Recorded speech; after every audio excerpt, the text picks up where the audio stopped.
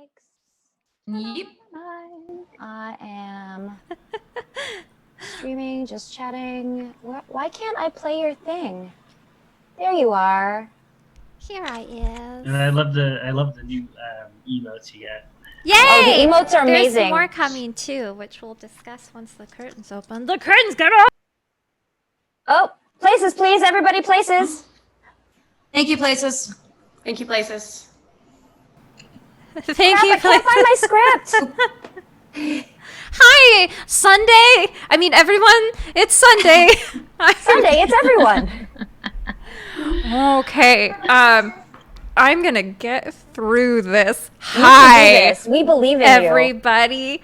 It's me and people. My words are kind of broken right now. I don't know if you've noticed, but this is a year, and this has also been a week, and today is Sunday. So happy Sunday. Happy Sunday. Do we have curtain yet? Do we? Yeah, we do. Yeah. So a couple just notes for everyone. I have a new command for you guys. It is fires. I know that's really sad. Oh God. But essentially, what you can do. Oh, I hope that link works. If that okay, it does work. Right now. Okay, cool. So. What this is it's just a list of different ways that you can help the West Coast right now in America. There's a lot of places that are on fire, and if they're not, there's a lot of places like a lot of us in Southern California who are experiencing the ash and the smoke caused by them. I personally have one really good friend and a cousin who are fighting these fires, and so it's like it's a lot. And so just thank you, everyone, for being cognizant of what's happening, taking care of the environment and the earth, because this is our earth. And I know we're here for Shakespeare and stuff, but also, earth. Take care of it. She needs our help. Story Shakespeare lived on her. I hear you know things. Yeah. I need to. And so, sorry, I just got a message. It was me. Yeah. I'll see if I can. Okay. It was me, Austin. Bear with me. I'm gonna move something. It was me all along. Boop up. Boop us up. I'm booping. Okay. Wrong boop. No, Yes. it booped. To boop or not to boop? That is the question. Wait, that's a different Oh show. my god, I'm so confused. But it is nobler in the mind to boop. Boop. Sorry, it's a weird Sunday. I love that. Boop. So also, before I forget, also I have put in some new emotes, so hopefully those will be approved soon. It's been a week, and so I haven't had a ton of time to just check in. But anywho, we're going to be doing 2 Gentlemen of Verona. This is like the original bromance frat boy dude bra show. Yeah. It's also a British show, which you won't be able to see, but I'm wearing leggings, which basically count as pants. So, and if you don't know what a British show is, it means women who pretend to be yon dude. Wasn't this his first one like that? I think this was the first. plays anyway, yeah. Yeah, so this was, I think, the first British play. Yeah, I believe so. Cool. And it's just fun. And if you want to follow along, I am going to pop a link. We're using the Wichita Shakespeare Company's adaptation of this. So they were wonderful to provide some of their cuts online for everyone. So, yeah. Shall we say who we are and what we do?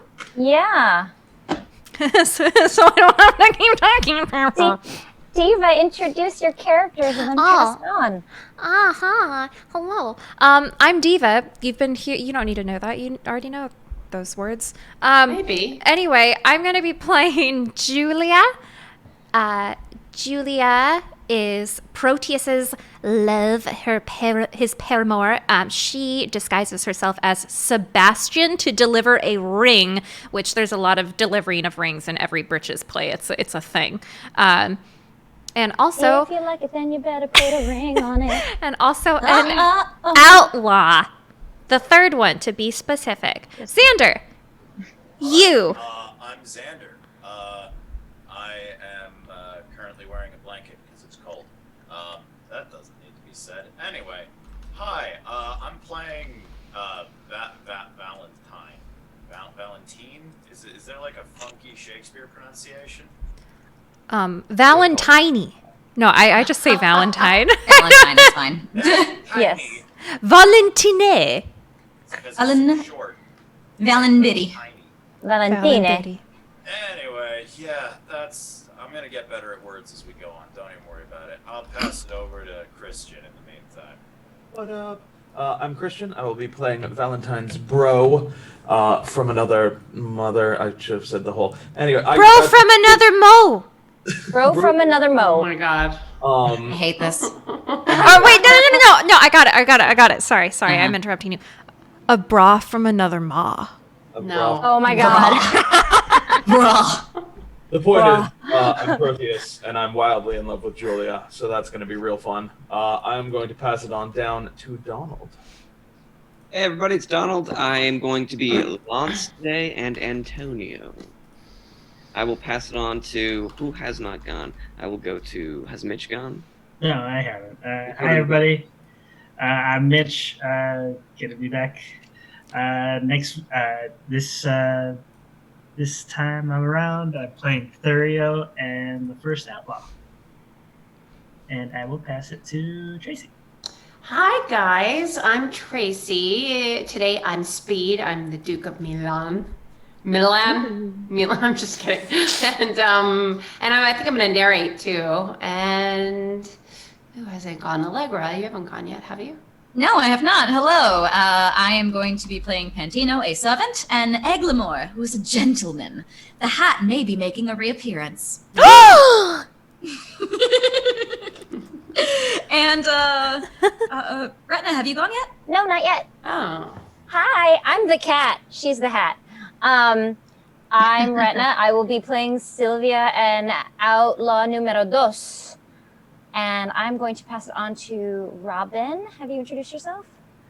I am playing oh my god, I'm Robyn. Hi, my name is Lucetta, and I'm playing Robyn. Actually, that's exactly what I was thinking. I'm Robyn. I'm playing Lucetta and also the host. Yay. Most. I think that's all of And- us. Have soup. Yeah. Has Donald gone? Donald? Yep. Christian? Yep. Everyone is gone. I've not been we paying have attention. taken roll call. Everybody is present. Roll call. Right? I think. Are we ready to do some Shakespeare-y things? Y'all, we have a case of the Sundays. So we're just going to have some fun with this. I'm gonna mute myself now. Sorry, I'm so not with it, but I think none of us are really with it. Yeah. I've never been with it in my life. This is the year to not be with it. There's a lot going on. Yeah. So hopefully we can have some fun and take everybody's mind off all the craziness. Exactly. I'm just gonna, Agree. right? Just start with a giant group hug to all of you. Yeah. Yay! No one can hear it, but I'm gonna send us forward into the play with an applause sound effect because we deserve it. So just pretend you hear it. Okay. Oh my gosh, guys, there's so much applause for you right now. Oh, thank you. Stop. Go on. All right. Tracey, take it All away. right, we ready? The Two Gentlemen of Verona. Act 1, Scene 1. Verona, an open place. Enter Valentine and Proteus. Cease to persuade my loving Nope, never mind. Sorry, that's amazing. That was a good choice. Cease great. to persuade my loving Proteus. Homekeeping youth have ever homely wits. Would not affection change thy tender days to the sweet glances of thy honored love? I rather would entreat thy company to see the wonders of the world abroad than living dully, sluggardized at home. wear out thy youth with shapeless idleness. But since thou lovest, love still and thrive therein, even as I would when I to love begin. Wilt thou be gone? Sweet Valentine, adieu. Think on thy Proteus when thou haply seest some rare, noteworthy object in thy travel. Wish me partaker in thy happiness when thou dost meet a good hap. And in thy danger, if ever danger do environ thee, commend thy grievance to my holy prayers, for I will be thy beadsman, Valentine. And on a love book, pray for my success. Upon some book of love, I'll pray for thee. Really quickly, That's on some shallow story of deep love. How young Leander crossed the Hellespont. That's a deep story of a deeper love, for he was more than over shoes in love. Sorry, stage manager coming in. Xander, can you turn up your output just a small bit? The audience cannot hear you very well. I think you mean input. That is what I meant to say. Thank you, other stage manager. You have quite a gorgeous voice. Why, thank you, first stage manager. You are quite attractive yourself. Oh my, I think that you and I should get some coffee after this. Stage managers, I wholeheartedly take this off agree. stage, please. Yeah. Get a real Okay. case. Boy, how is this? Is this slightly better for levels? Yeah, that sounds better. yeah. Alright, cool. Let's see, where were we? That's on some shell. Nope, that ain't it. Yes, 'tis true, for you are over boots in love, and yet you never swam the Hellespont. I'm not gonna do that either.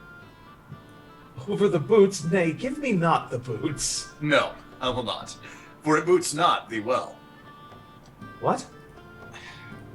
To be in love, where scorn is bought with groans, coy looks with heart-sore sighs, one fading moment's mirth with 20 watchful, weary, tedious nights, if haply won, perhaps a hapless gain. If lost, why then a grievous labor won, however, but a folly bought with wit, or else a wit by folly vanquished. So, by your circumstance, you call me a fool. So by your circumstance, I fear you'll prove it. 'Tis love you cavil at. I am not love. But love is your master, for he masters you, and he that is so yoked by a fool, methinks should not be chronicled for wise. Yet writers say, as in the sweetest bud the eating canker dwells, so eating love inhabits in the finest wits of all. And writers say, as the most forward bud is eaten by the canker ere it blow, even so by love the young and tender wit is turned to folly, blasting in the bud, losing his verdure even in the prime, and all the fair effects of future hopes. But wherefore waste I time to counsel thee, that art a votary to fond desire? Once more, adieu. My father is at the road expecting my coming, there to see me shipped. And thither will I bring thee, Valentine. Sweet Proteus, no. Now let us take our leave. To Milan, let me hear from thee by letters of thy success in love, and what news else betideth here in absence of thy friend. And likewise, we'll visit thee with mine. All happiness bechance to thee in Milan. And as much to you at home. And so, farewell. He after honor hunts, I after love. He leaves his friends to dignify them more. I leave myself, my friends and all, for love. Thou, Julia, thou hast metamorphosed me, made me neglect my studies, lose my time, war with good counsel, set the world at naught, made wit with musing weak, heartsick with thought. Enter Speed, that's me. Sir, Proteus, save you, saw you my master? But now he departed hence to embark for Milan. 20 to 1 that he has shipped already, and I have played the sheep in losing him. Indeed, a sheep doth very often stray, and if the shepherd be a while away. You conclude that my master is a shepherd, then, and I a sheep. I do. Why, then, my horns are his horns, whether I wake or sleep. A silly answer, and fitting well a sheep. This proves me still a sheep. True, and thy master a shepherd. Nay, that I can deny by a circumstance. shall go hard, but I'll prove it by another. The shepherd seeks the sheep, and not the sheep the shepherd, but I seek my master, and my master seeks not me, therefore I am no sheep. The sheep for fodder follow the shepherd for food follows not the sheep. Thou for wages follows thy master for wages follows not thee, therefore thou art a sheep. Another such proof will make me cry bah. But, dost thou hear? Gavest thou my letter to Julia? Aye, sir, I, a lost mutton, gave your letter to her a laced mutton, and she, a laced mutton, gave me a lost mutton, nothing for my labor. There's too small a pasture for such store of muttons. If the ground were charged, you were best sticker. Nay, in that you are astray, 'twere best pound you. Nay, sir, less than a pound shall serve me for carrying your letter. You mistake, I mean the pound, a pinfold. Oh, from a pound to a pin, fold it over and over, 'tis threefold too little for carrying a letter to your lover. What said she? I. Not I. Why, that's naughty. You mistook, sir. I say she did nod, and you ask me if she did not, and I say aye.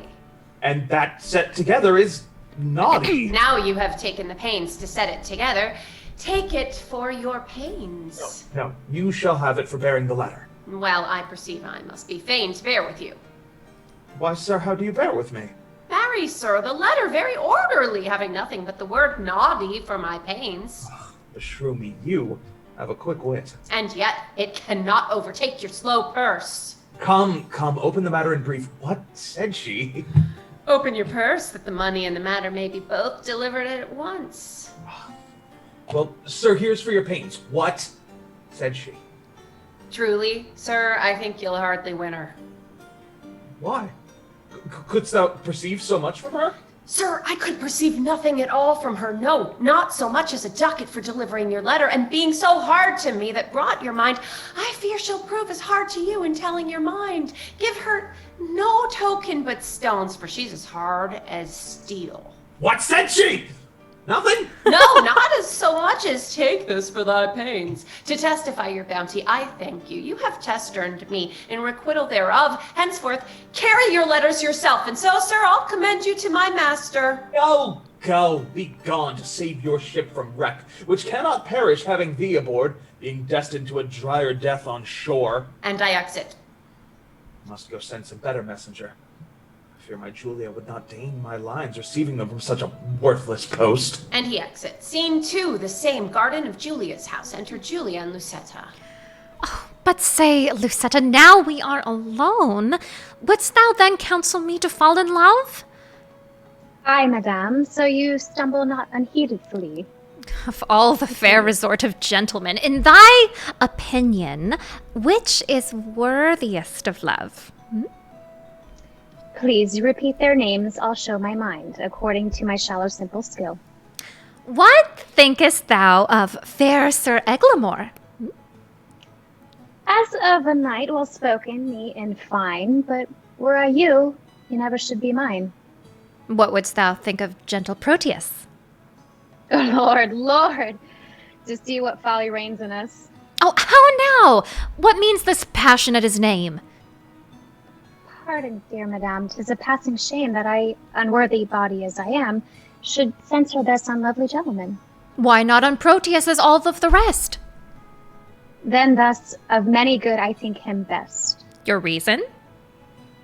I have no other but a woman's reason. I think him so because I think him so. And wouldst thou have me cast my love on him? Aye, if you thought your love not cast away. Why, he of all the rest hath never moved me. Yet he of all the rest I think best loves you. His little speaking shows his love but small. Fire that's closest keeps burns most of all. They just snorted. They do not love that do not show their love. Oh, they love least that let men know their love.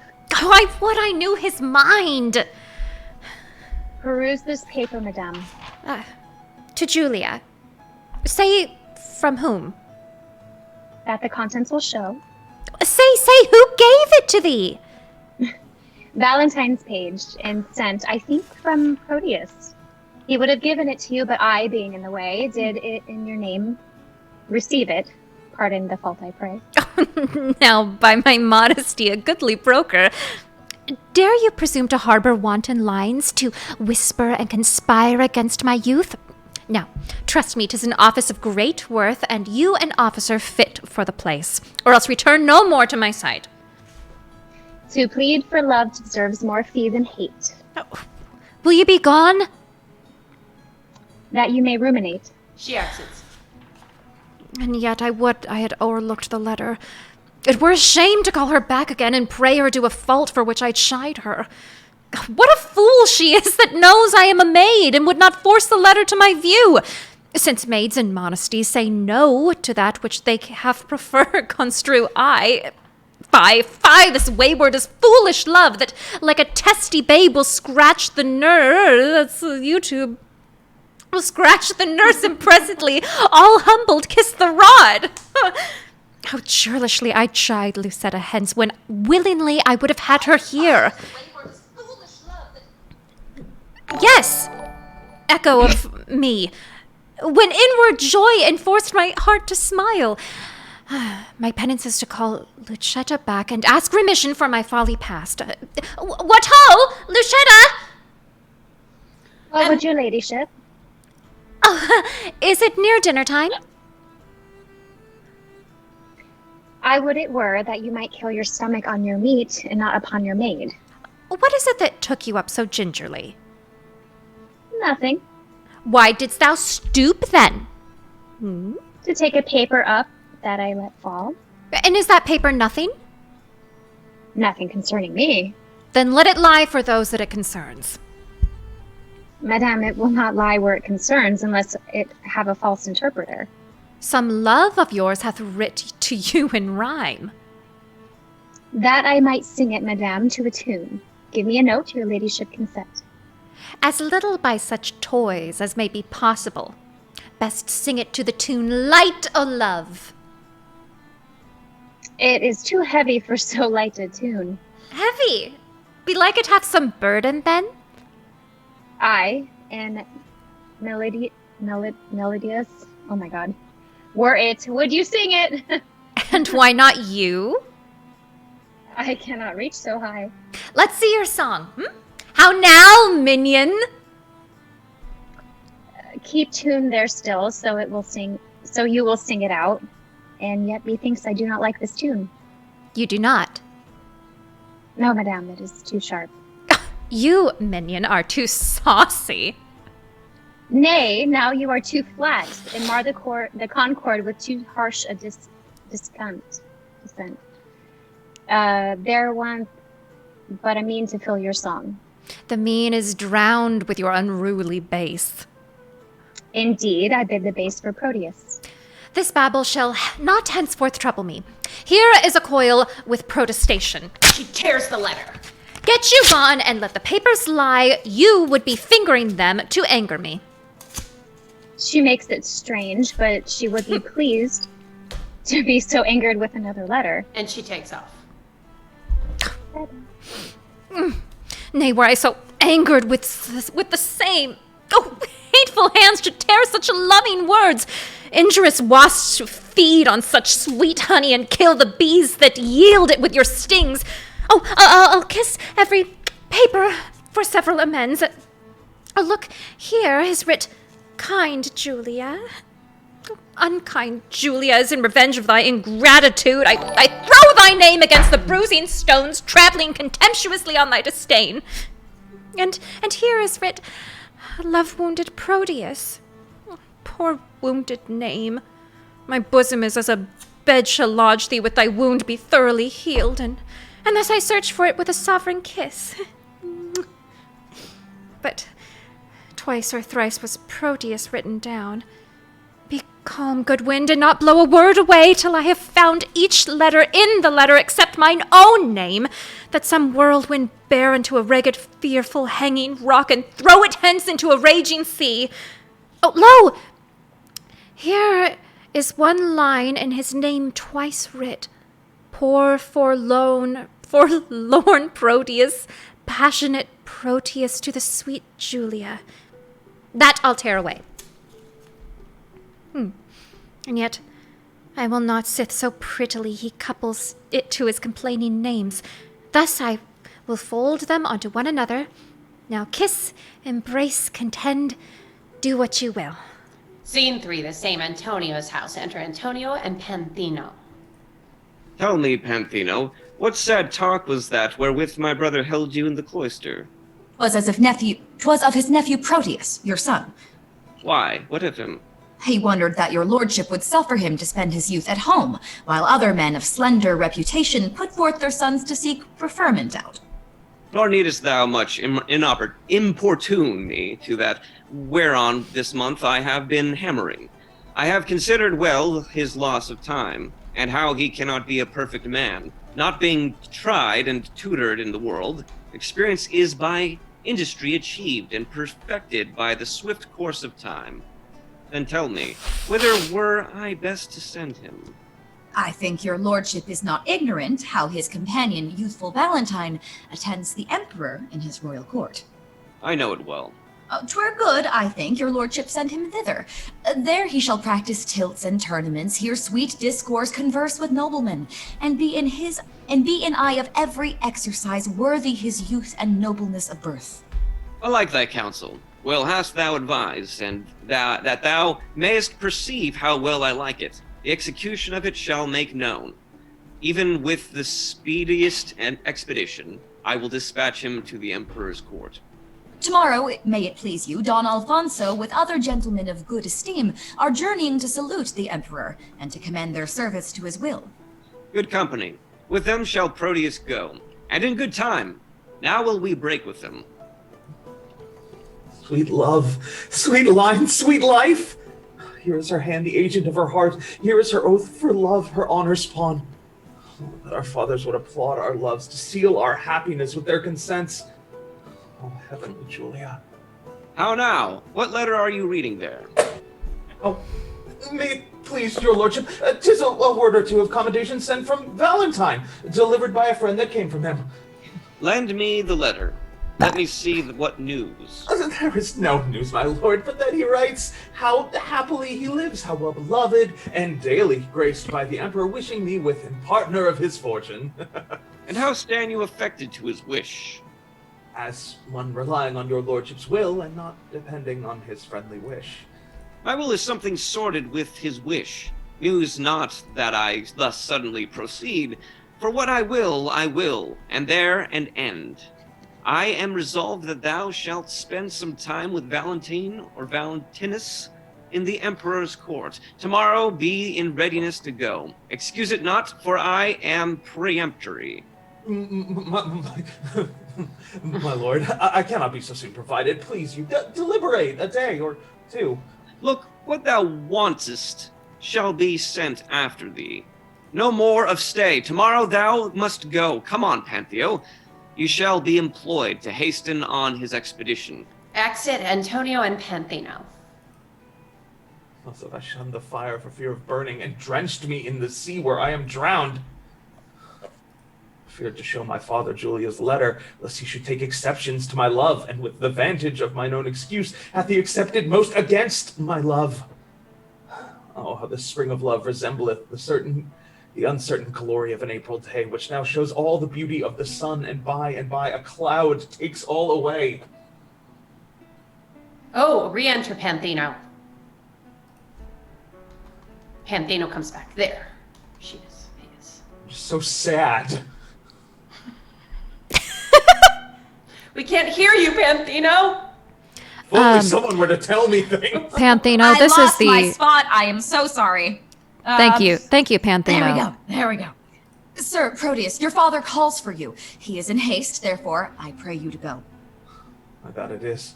My heart accords thereto, and yet 1,000 times it answers no.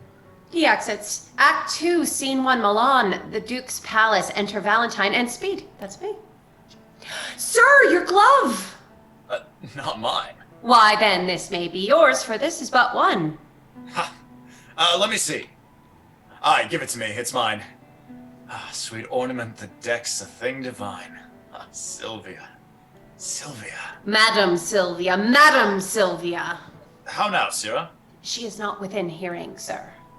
Why, sir, who bade you call her? Your worship, sir, or else I mistook. Well, you still be too forward. And yet I was last chidden for being too slow. Go to, sir. Tell me, do you know Madam Sylvia? She that your worship loves. Why, how know you that I am in love? Marry by these special marks. First, you have learned, like Sir Proteus, to wreathe your arms like a malcontent, to relish a love song like a robin redbreast, to walk alone like one that had the pestilence, to sigh like a schoolboy that had lost his ABC, to weep like a young wench that had buried her grandam, to fast like one that takes diet, to walk like one that fears robbing, to speak pulling like a beggar at Halamas. You were wont, when you laughed, to crow like a cock, when you walked, to walk like one of the lions. When you fasted, it was presently after dinner. When you looked sadly, it was for want of money. And now you are metamorphosed with a mistress that, when I look on you, I can hardly think you my master. Are all these things perceived in me? They are all perceived within ye. Without me, they cannot. Without you? Nay, that's certain, for without you were so simple none else would, but you are so without these follies that these follies are within you and shine through you like the water in a urinal, that not an eye that sees you but is a physician to comment on your malady. But tell me, dost thou know my lady Sylvia? She that you gaze on so as she sits at supper. Hast thou observed that? Even she, I mean. Why, sir, I know her not. Dost thou know her by my gazing on her, and yet knowest her not? Is she not hard favored, sir? Not so fair, boy, as well favored. Sir, I know that well enough. What dost thou know? That she is not so fair as of you well favored. I mean that her beauty is exquisite, but her favor infinite. That's because the one is painted and the other out of all count. How painted and how out of count? Marry, sir, so painted to make her fair that no man counts of her beauty. How esteemest thou me? I account of her beauty. You never saw her since she was deformed. And how long hath she been deformed? Ever since you loved her. I have loved her ever since I saw her, and still I see her beautiful. If you love her, you cannot see her. Why? Because love is blind. Oh, that you had mine eyes, or your own eyes had the lights they were wont to have when you were chid at Sir Proteus for going ungartered. What should I see then? Your own present folly and her passing deformity, for he, being in love, could not see to garter his hose, and you, being in love, cannot see to put on your hose. Belike, boy, then you are in love. For last morning, you could not see to wipe my shoes. True, sir, I was in love with my bed. I thank you. You swinged me for my love, which makes me the bolder to chide you for yours. In conclusion, I stand affected to her. I would you were set so your affection would cease. Last night, she enjoined me to write some lines to one she loved. And have you? I have. Are they not lamely writ? No, boy. But as well as I can do them.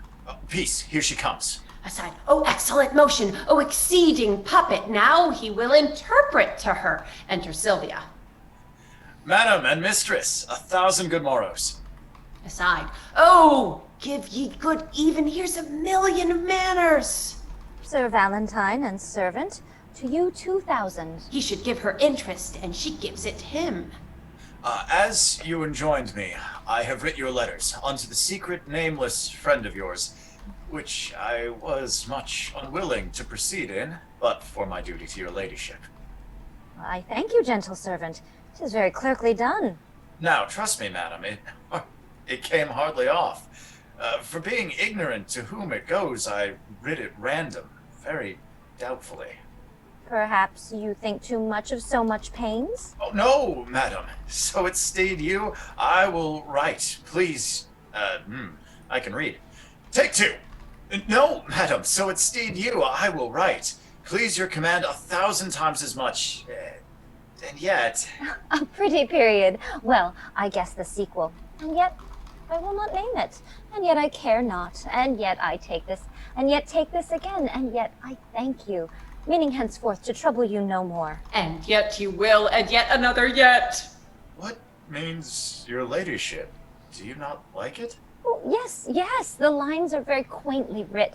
But since unwillingly, take them again. Madam, they are for you. Aye, aye. You writ them, sir, at my request. But I will none of them. They are for you. I would have had them writ more movingly. Please you, I'll write your ladyship another. And when it's writ, for my sake, read it over, and if it please you, so. If not, why so? If it please me, madam, what then? Why, if it please you, take it for your labor. And so, good morrow, servant. She exits. Oh, just unseen, inscrutable, invisible, as a nose on a man's face or a weathercock on a steeple. My master sues to her, and she hath taught her suitor, he being her pupil, to become her tutor. Oh, excellent device. Was there ever heard a better, that my master being scribe to himself should write the letter? How now, sir? What are you reasoning with yourself? Oh, nay, I was rhyming. 'Tis you that have the reason. To do what? To be a spokesman for Madame Sylvia. To whom? To yourself, why she woos you by a figure. What figure? By a letter, I should say. Why, she hath not writ to me. What needs she when she hath made you write to yourself? Why, do you not perceive the jest? No, believe me. No believing you, indeed, sir, but you did perceive her earnest. She gave me none except an angry word. Why, she hath given you a letter. It's the letter I writ to her friend. And that letter hath she delivered, and there an end.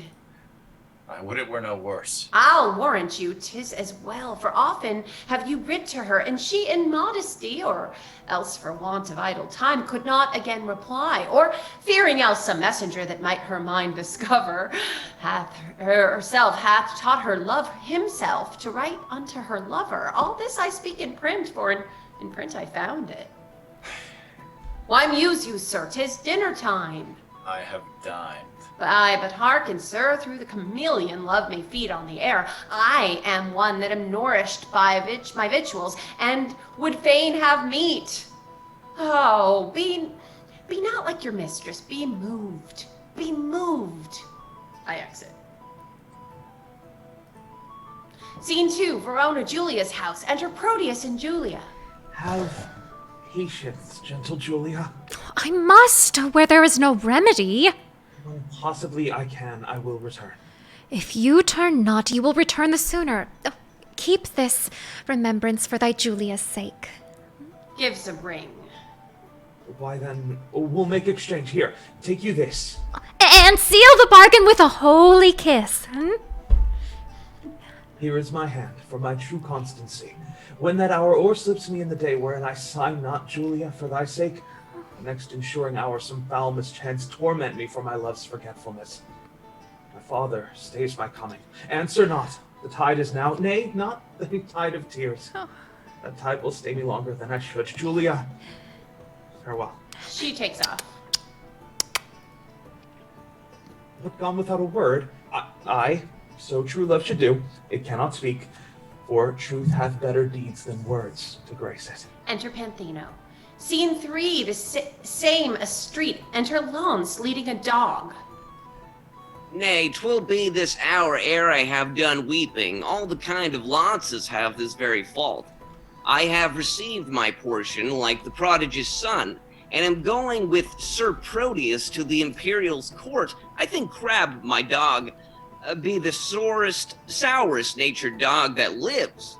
My mother weeping, my father wailing, my sister crying, our maid howling, our cat wringing her hands, and all our house in a great perplexity, yet did not this cruel-hearted cur shed one tear. He is a stone, a very pebble stone, and has no more pity in him than a dog. Why, my grandam, having no eyes, look you, wept herself blind at my parting. Nay, I'll show you the manner of it. This shoe is my father. No, this left shoe is my father. No, this left shoe is my mother. Nay, that cannot be so neither. Yet it is so. It is so. It hath the worser soul. This shoe, with the hole in it, it is my mother, and this my father. Vengeance on't. There 'tis now. Sit. This staff is my sister. Look you, she is as white as a lily and as small as a wand. This hat is Nan, our maid. I am the dog. No, the dog is himself, and I am the dog. Oh, the dog is me, and I am myself. So. Now, come. I to my father. Father, your blessing. Now should not the shoe speak a word for weeping. Now should I kiss my father, well, he weeps on. Now come I to my mother. Oh, that she could speak now like a wood woman. Well, I kiss her. Why, there 'tis. Here's my mother's breaths up and down. Now come I to my sister. Mark the moan she makes. Now the dog all this while sheds not a tear, nor speaks a word, but see how I lay the dust with my tears. Enter Panthino. Once, away, aboard! Thy master is shipped, and thou art to post after with oars. What's the matter? Why weepest thou, man? Away, ass! You'll lose the tide if you tarry any longer. It is no matter if the tide were lost, for it is the unkindest tide that ever any man tied. What's the unkindest tide?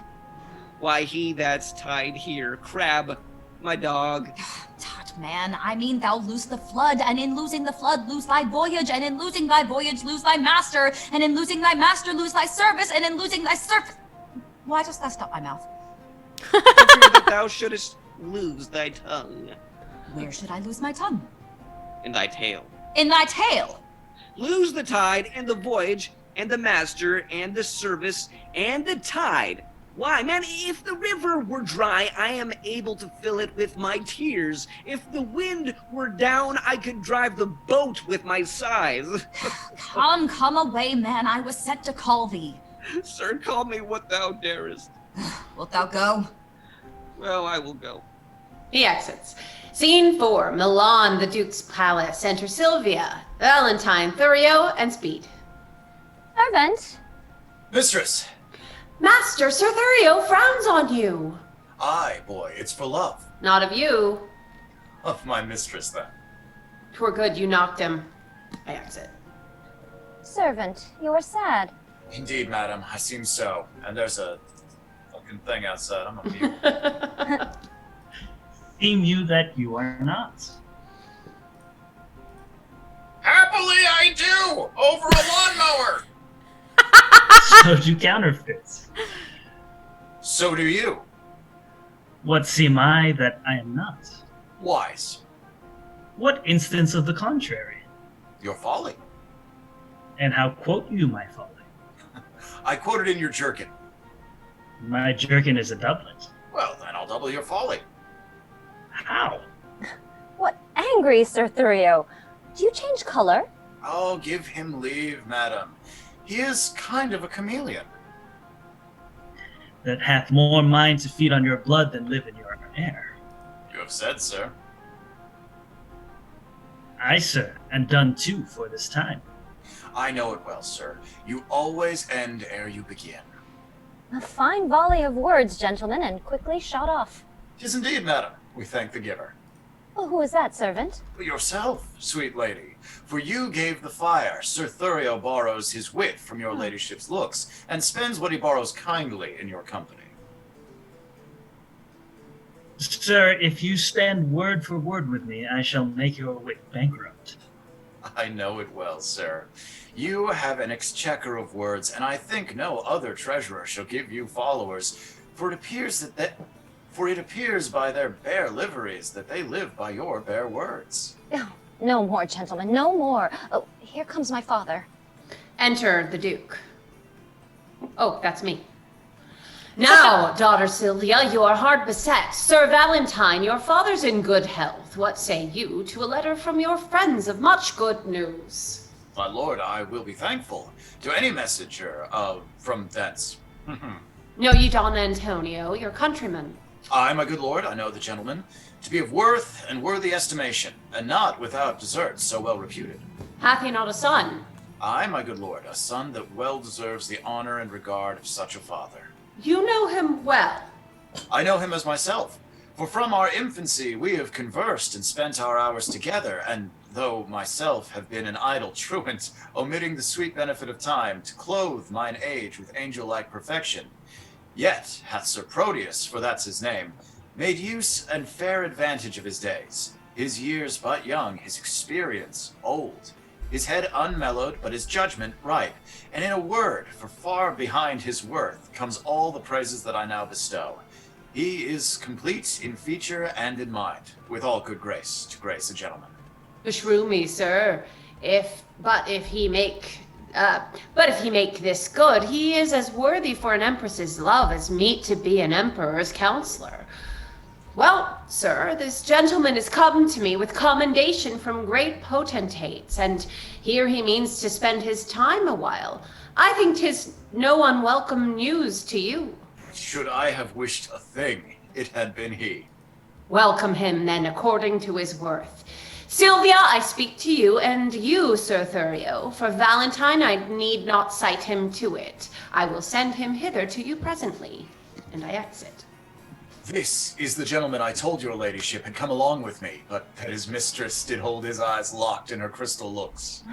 Belike that now she hath enfranchised them upon some other pawn for fealty. Nay, sure, I think she holds them prisoner still. Nay, then he should be blind. And being blind, how could he see his way to seek out you? My lady, love hath 20 pair of eyes. They say that love hath not an eye at all.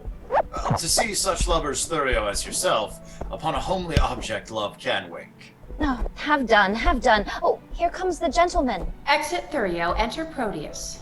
Welcome, dear Proteus! Mistress, I beseech you, confirm his welcome with some special favor. His worth is warrant for his welcome hither, if this be he you oft wished to hear from. Mistress, it is sweet lady. Entertain him to be my fellow servant to your ladyship. Too low a mistress for so high a servant. Not so, sweet lady, but too mean a servant to have a look of such a worthy mistress. Leave off discourse of disability. Sweet lady, entertain him for your servant. My duty will I boast of, nothing else. And duty never yet did want his meed. Servant, you are welcome to a worthless mistress. I'll die on him that says so but yourself, That you are welcome. that you are worthless. Re-enter Thurio. Madam, my lord your father would speak with you. I wait upon his pleasure. Come, Sir Thurio, go with me. Once more, new servant, welcome. I'll leave you to confer of home affairs, and when you have done, we look to hear from you. We'll both attend upon your ladyship. Now, tell me, how do all from whence you came? Your friends are well and have them much commended. And how do yours? I left them all in health. How does your lady? And how thrives your love? My tales of love were wont to weary you. I know you join not in a love discourse. Aye, Proteus, but that life is altered now. I have done penance for contemning love, whose high imperious thoughts have punished me with bitter fasts and with penitential groans, with nightly tears and daily heart-sore sighs, for in revenge for my contempt of love, love hath chased sleep from my enthralled eyes and made them watchers of mine own heart's sorrow. Oh, gentle Proteus, love's a mighty lord, and hath so humbled me as I confess there is no woe in his corrections, nor to his service no such joy on earth. Now no discourse, except it be of love. Now I can break my fast, dine, sup, and sleep upon the very naked name of love. I read your fortune in your eye. Was this the idol that you worship so? Even she. And is she not a heavenly saint? No, but she is an earthly paragon. Call her divine. I will not flatter her. Oh, flatter me, for love delights in praises. When I was sick, you gave me bitter pills, and I must minister the like to you.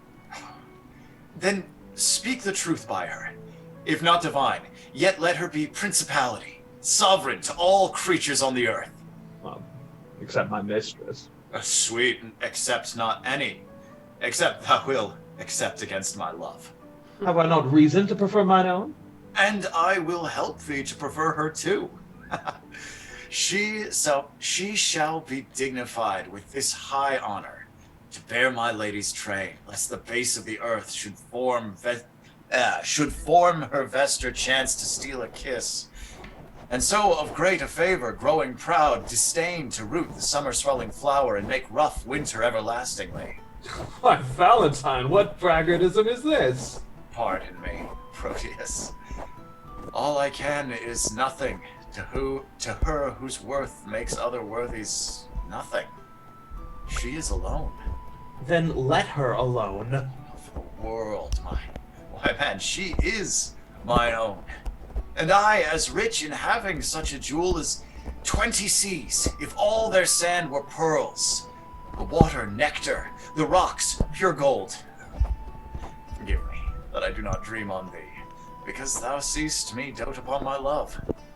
My foolish rival that her father likes, only for his possessions are so huge, is gone with her along, and I must after, for love, thou know'st, is full of jealousy. But she loves you. Aye, and we are betrothed. Nay, more, our marriage hour, with all the cunning manner of our flight determined of, how I will climb her window, the ladder made of cords, and all the means plotted and agreed upon for my happiness. Good Proteus, go with me to my chambers, in these affairs to aid me with thy counsel. Go on before, I shall inquire you forth. I must onto the road to disembark some necessaries that I needs must use, and then I'll presently attend you. Will you make haste? I will. And he takes off. Even as one heat another heat expels, or as one nail by strength drives out another, so the remembrance of my former love is by a newer object quite forgotten. Is it mine, or Valentine's praise, her true perfection, or my false transgression that makes me reasonless to reason thus? She is fair, and so is Julia, that I love, that I did love.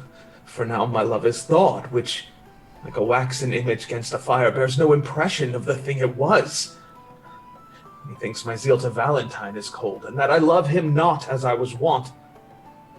Oh, but I love his lady too much. And that's the reason I love him so little. How shall I dote on her with more advice, that thus, without advice, begin to love her? 'Tis but her picture I have yet beheld, and that hath dazzled my reason's light. But when I look upon her perfections, there is no reason but I shall be blind. If I can check my erring love, I will. If not, to compass her, I'll use my skill. He exits. Scene 5, the same street. Enter Speed and Lance severally. Lance, by mine honesty, welcome to Milan. Forswear not thy self, sweet youth, for I am not welcome. I reckon this always, that a man is never undone until he be hanged, nor never welcome to a place till some certain shot be paid and the hostess say welcome. Come on, you madcap, I'll to the alehouse with you presently, where for one shot of 5 pence thou shalt have 5,000 welcomes. But Sirrah, how did thy master part with Madame Julia? Marry, after they closed in earnest, they parted very fairly in jest. But shall she marry him? No. How then shall he marry her? No, neither. What, are they broken? Nah, they're both as whole as a fish. Well then, how stands the matter with them? Marry, thus, when it stands well with him, it stands well with her. What an ass art thou, I understand thee not. What a block thou art. That thou canst not, my staff understands me. What thou sayest! Aye, and what I do too. Look thee, but I'll but lean, and my staff understands me. Ah, it stands under thee indeed. Why, stand under and understand is all one. But tell me true, will it be a match? Ask my dog. If he say aye, it will. If he say no, it will. If he shake his tail and say nothing, it will. The conclusion is then that it will. Thou shalt never get such a secret from me, but by a parable. 'Tis well that I get it so. But Lance, how sayest thou that my master is become a notable lover? I never knew him otherwise. Then how? A notable lubber, as thou reportest him to be. Why, thou horse and ass, thou mistakest me. Why, fool, I meant not thee, I meant thy master. I tell thee, my master is become a hot lover. Why, I tell thee, I care not though he burn himself in love. If thou wilt, go with me to the alehouse. If not, thou art not the name of a Christian. Why? Because thou hast not so much charity in thee as to go to the ale with a Christian. Wilt thou go? At thy service. We exit. Scene 6, the same, the Duke's palace. Enter Proteus. To leave my Julia, I shall be forsworn. To love fair Sylvia, shall I be forsworn. To wrong my friend, I shall be much forsworn. And even that power which gave me first my oath provokes me to this threefold perjury. Love bade me swear, and love bids me forswear. Oh, sweet suggesting love, if thou hast sinned, teach me, thy tempted subject, to excuse it. At first I did adore a twinkling star, but now I worship a celestial sun. Unheedful vows may heedfully be broken, and he wants wit, the one's resolved will, to learn his wit, to exchange the bad for the better. Ah, fie, unreverent tongue, to call her bad, whose sovereignty so oft thou hast preferred to 20,000 soul-confirming oaths. I cannot leave to love, yet I do. But there I leave to love where I should love. Julia, I lose. And Valentine, I lose. If I keep them, I must needs lose myself. If I lose them, thus find I by their loss for Valentine, myself, for Julia, Sylvia. I to myself am dearer than a friend, for love is still most precious in itself, and Sylvia, Sylvia, witness heaven that made her fair, shows Julia but swarthy and unkind.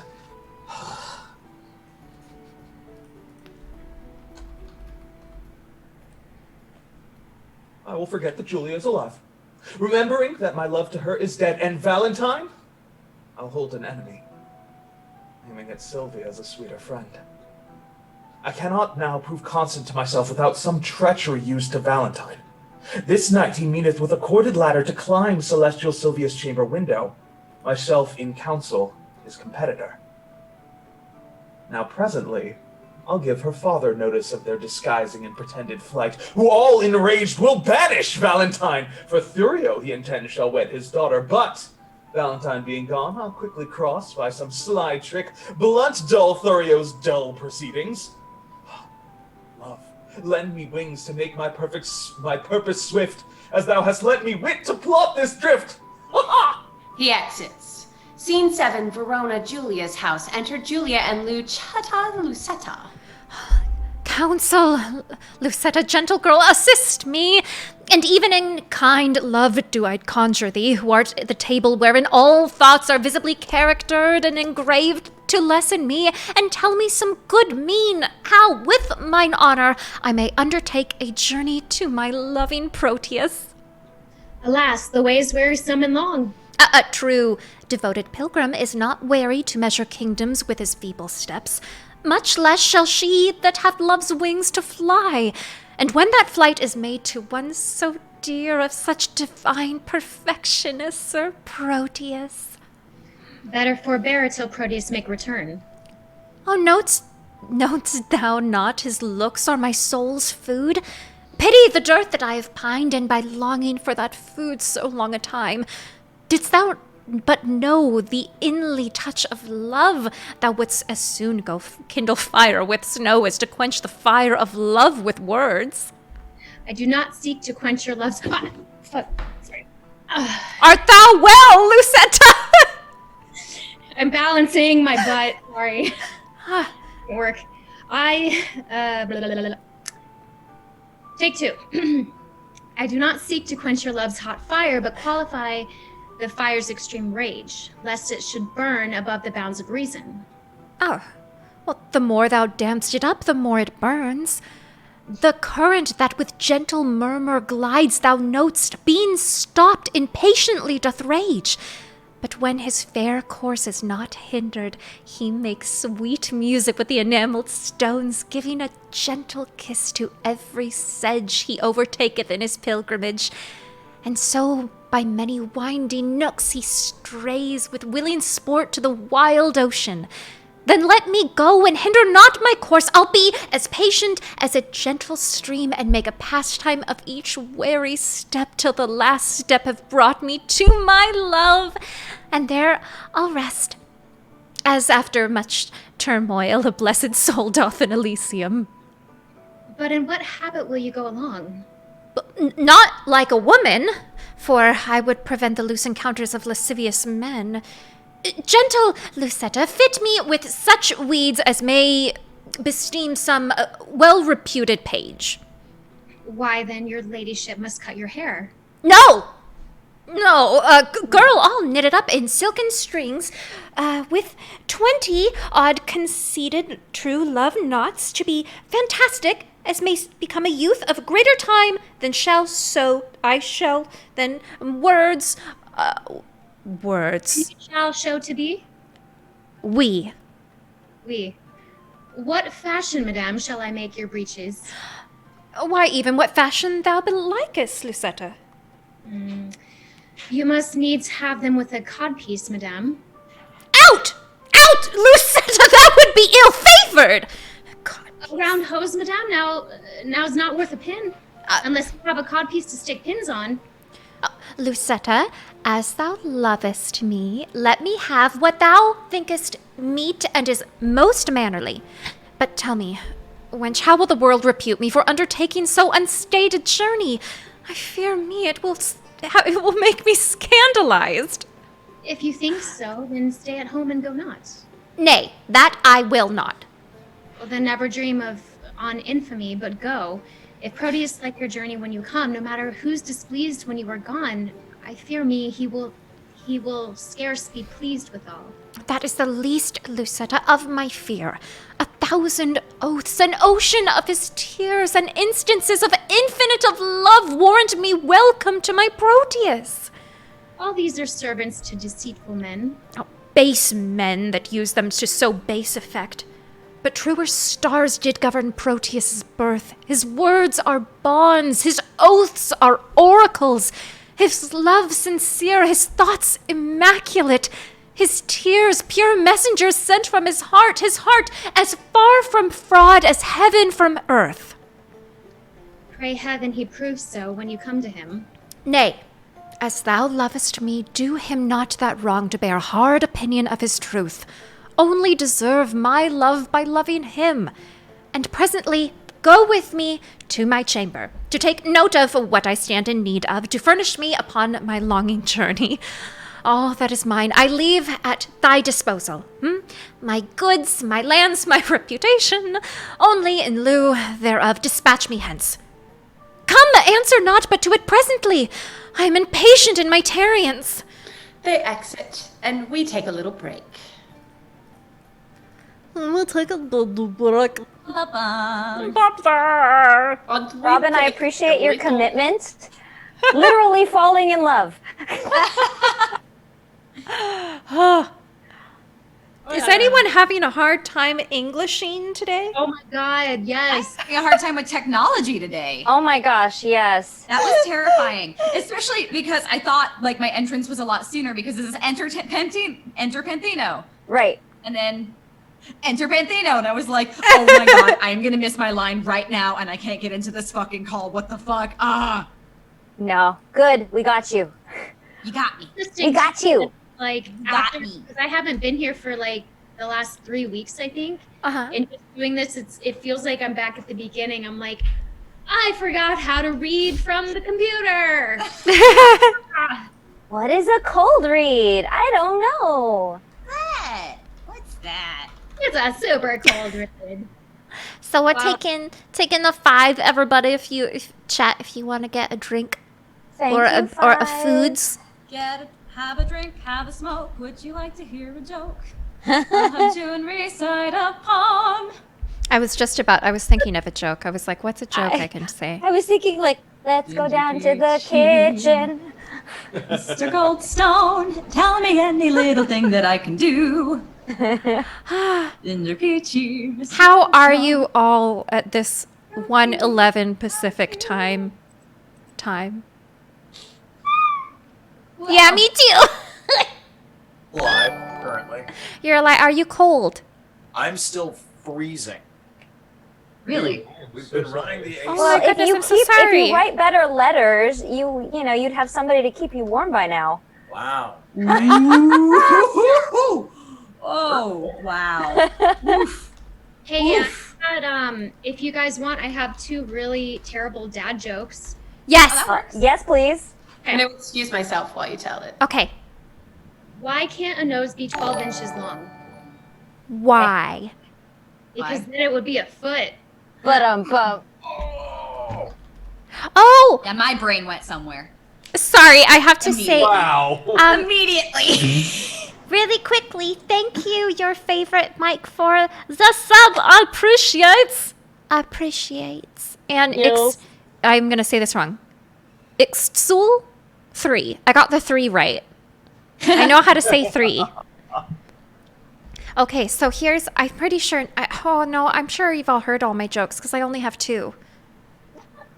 And I made them up when I was like 12.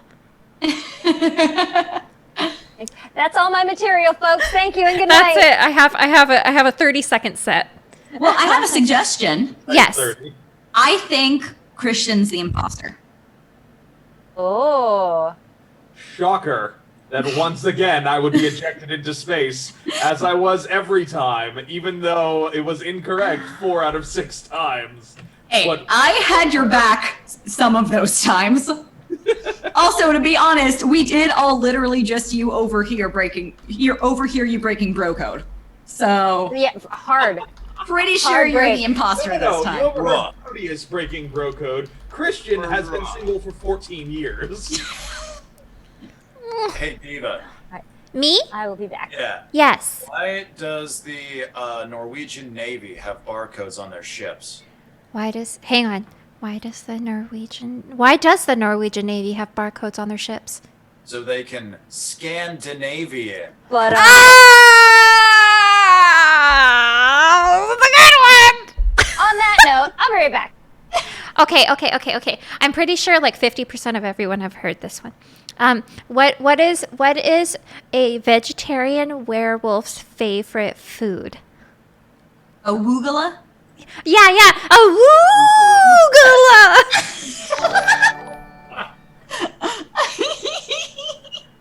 Oh my goodness, Kita, thank you for giving a sub to Shinobi. Oh, and I know Shinobi. Thank you. Hi, Micah. That's my friend Micah. Hi, people. Thank you. So, did Thank you guys you. know? Hype train. Oh well, It's- I can it's in the certainly archive. assist. I can assist as well. Is that allowed on my own? Can I do that? Oh, thank you, Allegra. Yeah, haha. Oh, Continuing my sub. my feels.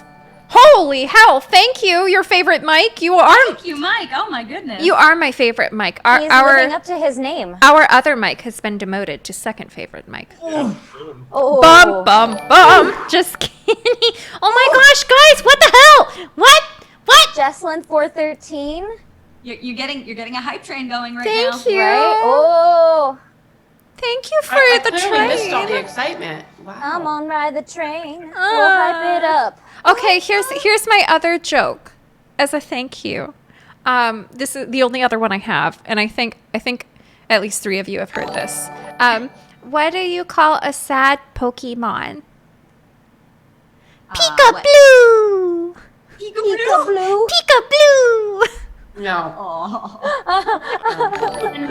I was like 12, okay? But I've retained it. Well, you know what? I liked it, Diva. Thank you. You're welcome. I had one about a moose, I think, and I have no idea what it was, and I've been trying to remember what the moose thing is. Oh, thank you for the cheer too. Thank you for the love. I'm feeling very love and emotion. Aw. I'm feeling love and emotion, apparently. Those are the words Diva, that I'm did saying. you hear that they went through the Disney archives recently and they found Yoda's middle name? What? Lehihu.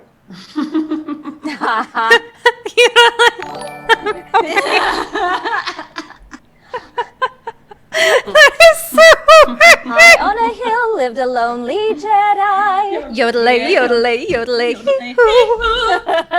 Good night, everybody. That made me LOL. Yodelay. Yodelay. Yodelay. Yodelay. And now we're doing Sound of Music. Oh my god. You guys ever eat any Wookiee cookies? Oh my god. I hear they're chewy. Hey! Do you know what? I read a... Oh, what? What concert cost just 45 cents? What? 50 Cent featuring Nickelback.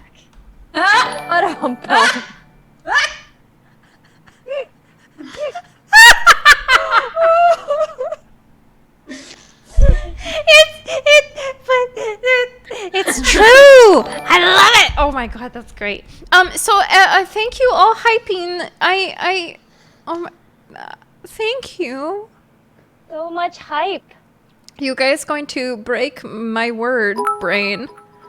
And thank you for my bits. word brain and- broke a long time ago. I don't have a word brain. I have a bird brain. Shall we continue? Oh yes. Yodelay. Yodelay.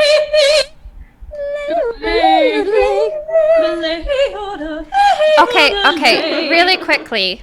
I need to check if this I'm just curious.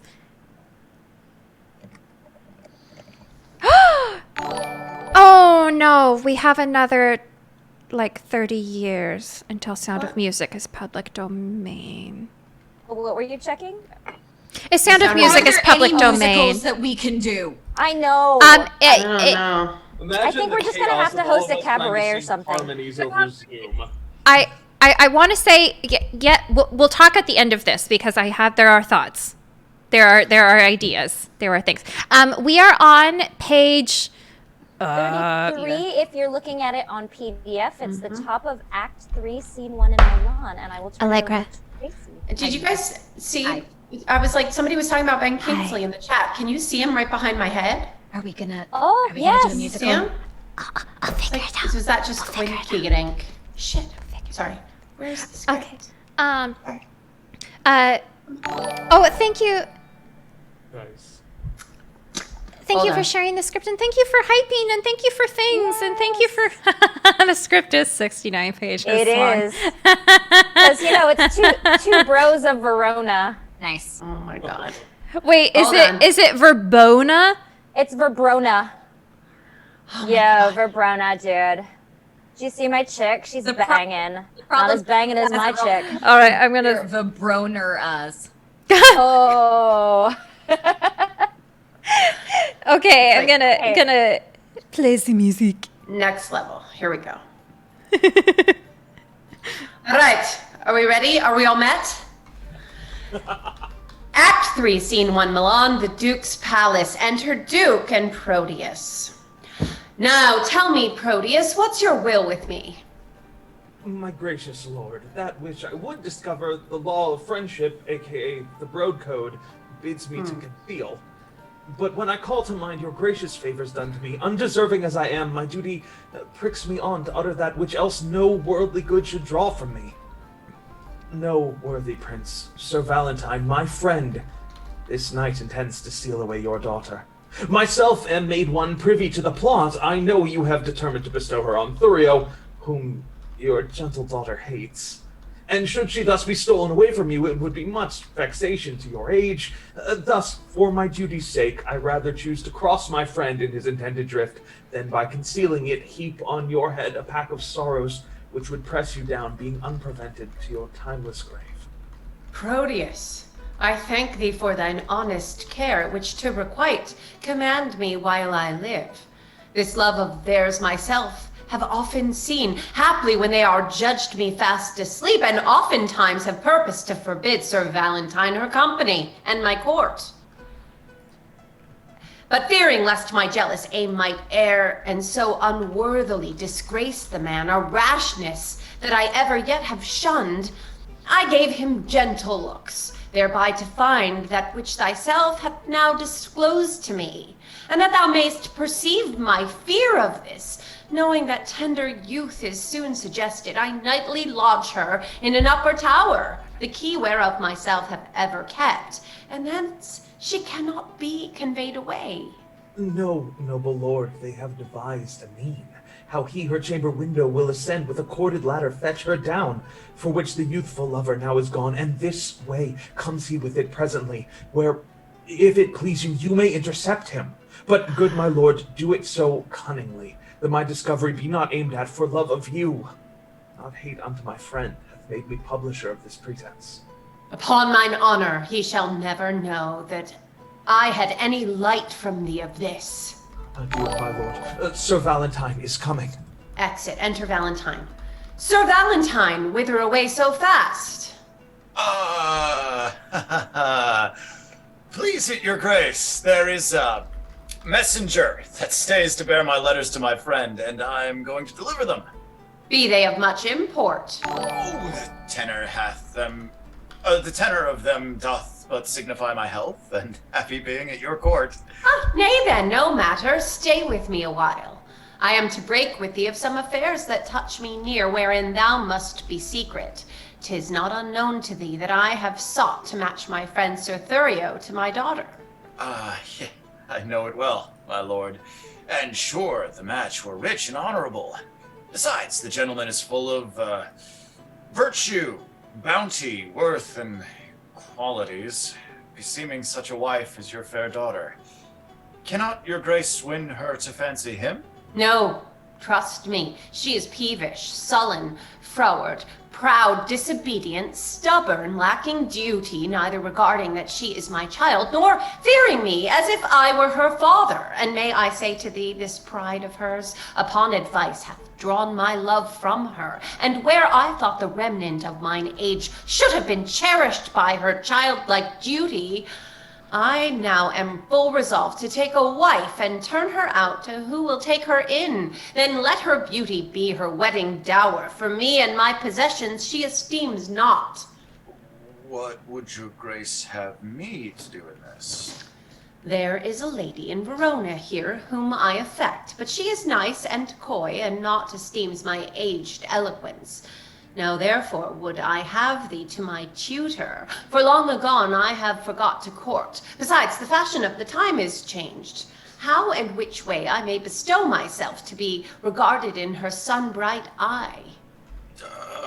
Win her with gifts. If she respect not words, dumb jewels often in their silent kind, more than quick words, do move a woman's mind. But she did scorn a present that I sent her.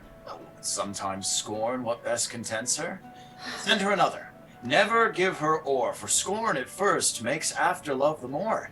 If she do frown, 'tis not in hate of you, but rather to beget more love in you. If she do chide, 'tis not have you gone, for why the fools are mad. If left alone, take no repulse. Whenever she doth say, forget you gone, she doth not mean away. Flatter and praise. Commend, extol their graces, though ne'er so black, say they have angels' faces. That man that hath a tongue, I say, is no man, if with his tongue he cannot win a woman. But she, I mean, is promised by her friends unto a youthful gentleman of worth, and kept severely from resort of men, that no man hath access by day to her. Why, then I would resort to her by night. Aye, but the doors be locked and keys kept safe, that no man hath recourse to her by night. What lets but one may enter at her window? Her chamber is aloft, far from the ground, and built so shelving that one cannot climb it without apparent hazard of his life. Why, then a ladder quality made of cords to cast up with a pair of anchor hooks would serve to scale another hero's tower. So bold Leander would adventure it. Now, as thou art a gentleman of blood, advise me where I may have such a ladder. When would you use it? Pray, sir, tell me that. This very night, for love is like a child that longs for everything that he can come by. By 7 o'clock, I'll get you such a ladder. But hark thee, I will go to her alone. How shall I best convey the ladder thither? It will be light, my lord, that you may bear it under a cloak that is of any length. A cloak, as long as thine will serve the turn? Aye, my good lord. Ah, then let me see thy cloak. I'll get me one of such another length. Why, any cloak will serve the turn, my lord. How shall I fashion me to wear a cloak? I pray thee, let me feel thy cloak upon me. What letter is this same? What's here? To Sylvia, and here an engine fit for my proceeding. I'll be so bold to break the seal for once. And I read, my thoughts do harbor with my Sylvia nightly, and slaves they are to me that send them flying. Oh, could their master come and go as lightly, himself would lodge where senseless they are lying. My herald thoughts in thy pure bosom rest them, while I, their king, that thither them importune, do curse the grace that with such grace hath blessed them, because myself do want my servants' fortune. I curse myself, for they are sent by me, that they should harbor where their lord would be. What's here? Sylvia, this night I will enfranchise thee. 'Tis so, and here's the ladder for the purpose. Why, Phaeton, for thou art Merup's son, wilt thou aspire to guide the heavenly car, and with thy daring folly burn the world? Wilt thou reach stars because they shine on thee? Go, base intruder, o'erweening slave, bestow thy fawning smiles on equal mates, and think my patience more than thy desert is privilege for thy departure hence. Thank me for this more than for all the favors which all too much I have bestowed on thee. But if thou lingers in my territories, longer than swiftest expedition will give thee time to leave our royal court, by heaven, my wrath shall far exceed the love I ever bore my daughter or myself. Begone, I will not hear thy vain excuse, but as thou lovest my life, make speed from hence. Exit. And why not death, rather than living torment? To die is to be banished from myself, and Sylvia is myself. Banished from her is self from self, a deadly banishment. What light is light, if Sylvia be not seen? But joy is joy, if Sylvia be not by. Unless it be to think that she is by, and feed upon the shadow of perfection. Except I be by Sylvia in the night, there is no music in the nightingale. Unless I look on Sylvia in the day, there is no day for me to look upon. She is my essence, and I leave to be if I be not by her fair influence fostered, illuminated, cherished, kept alive. I fly not death to fly his deadly doom. Tarry I here, I but attend on death. But fly I hence, I fly away from life. Enter Proteus and Launce. Run, boy, run! Run and seek him out! Soho! Soho! What seest thou? Him we go to find. There's not a hair on's head, but 'tis a Valentine. Valentine? No, Who then? His spirit? neither. What then? Nothing.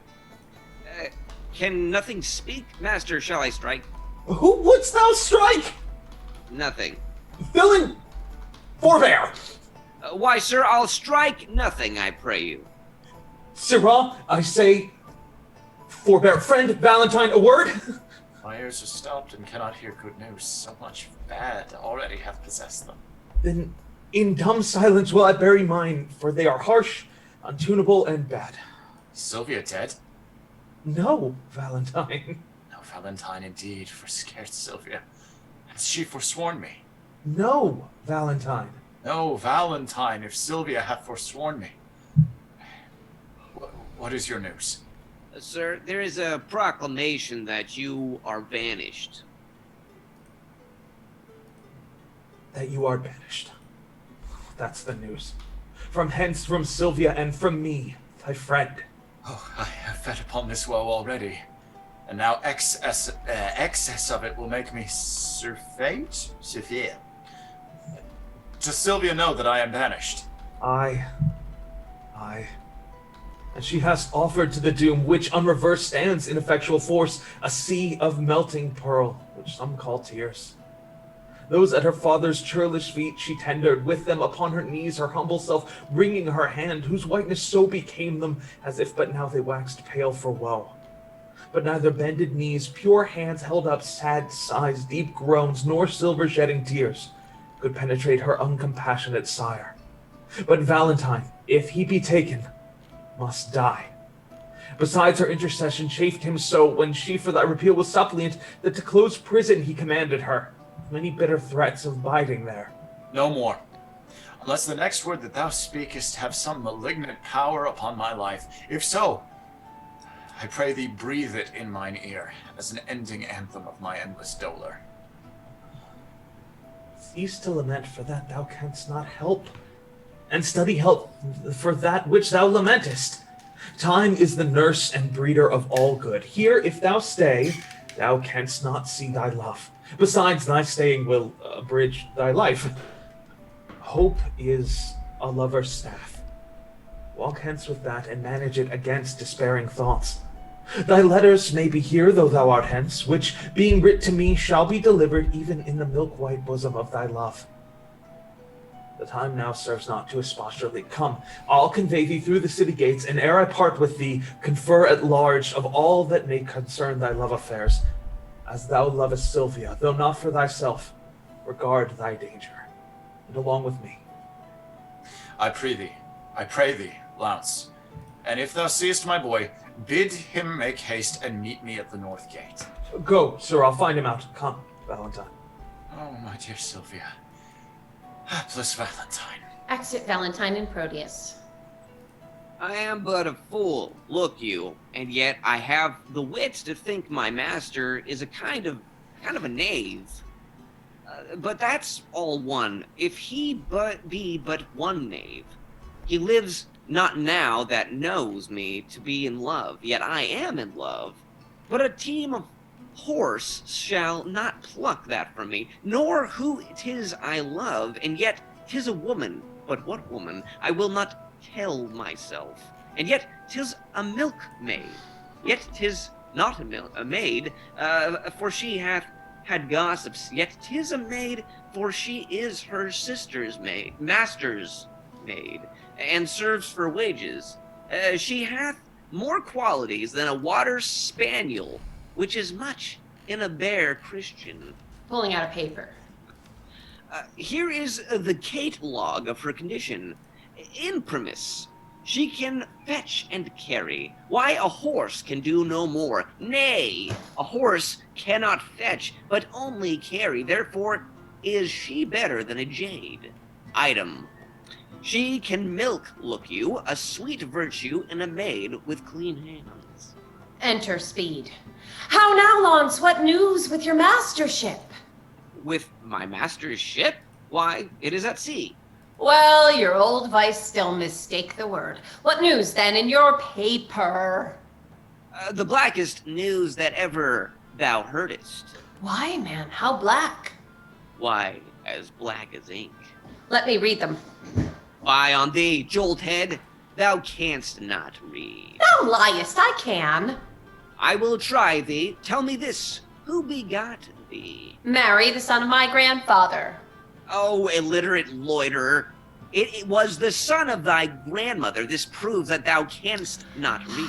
Come, fool, come, try me in thy paper. There, and Saint Nicholas be thy speed. I'm reading. Imprimis, she can milk. Aye, that she can. Item, she brews good ale. And thereof comes the proverb, blessing of your heart, your brew good ale. Item, she can sew. That's as much to say, can she sew? Item, she can knit. What need a man care for a stock with a wench when she can knit him a stock? Item, she can wash and scour. A special virtue, for then she need not be washed and scoured. Item, she can spin.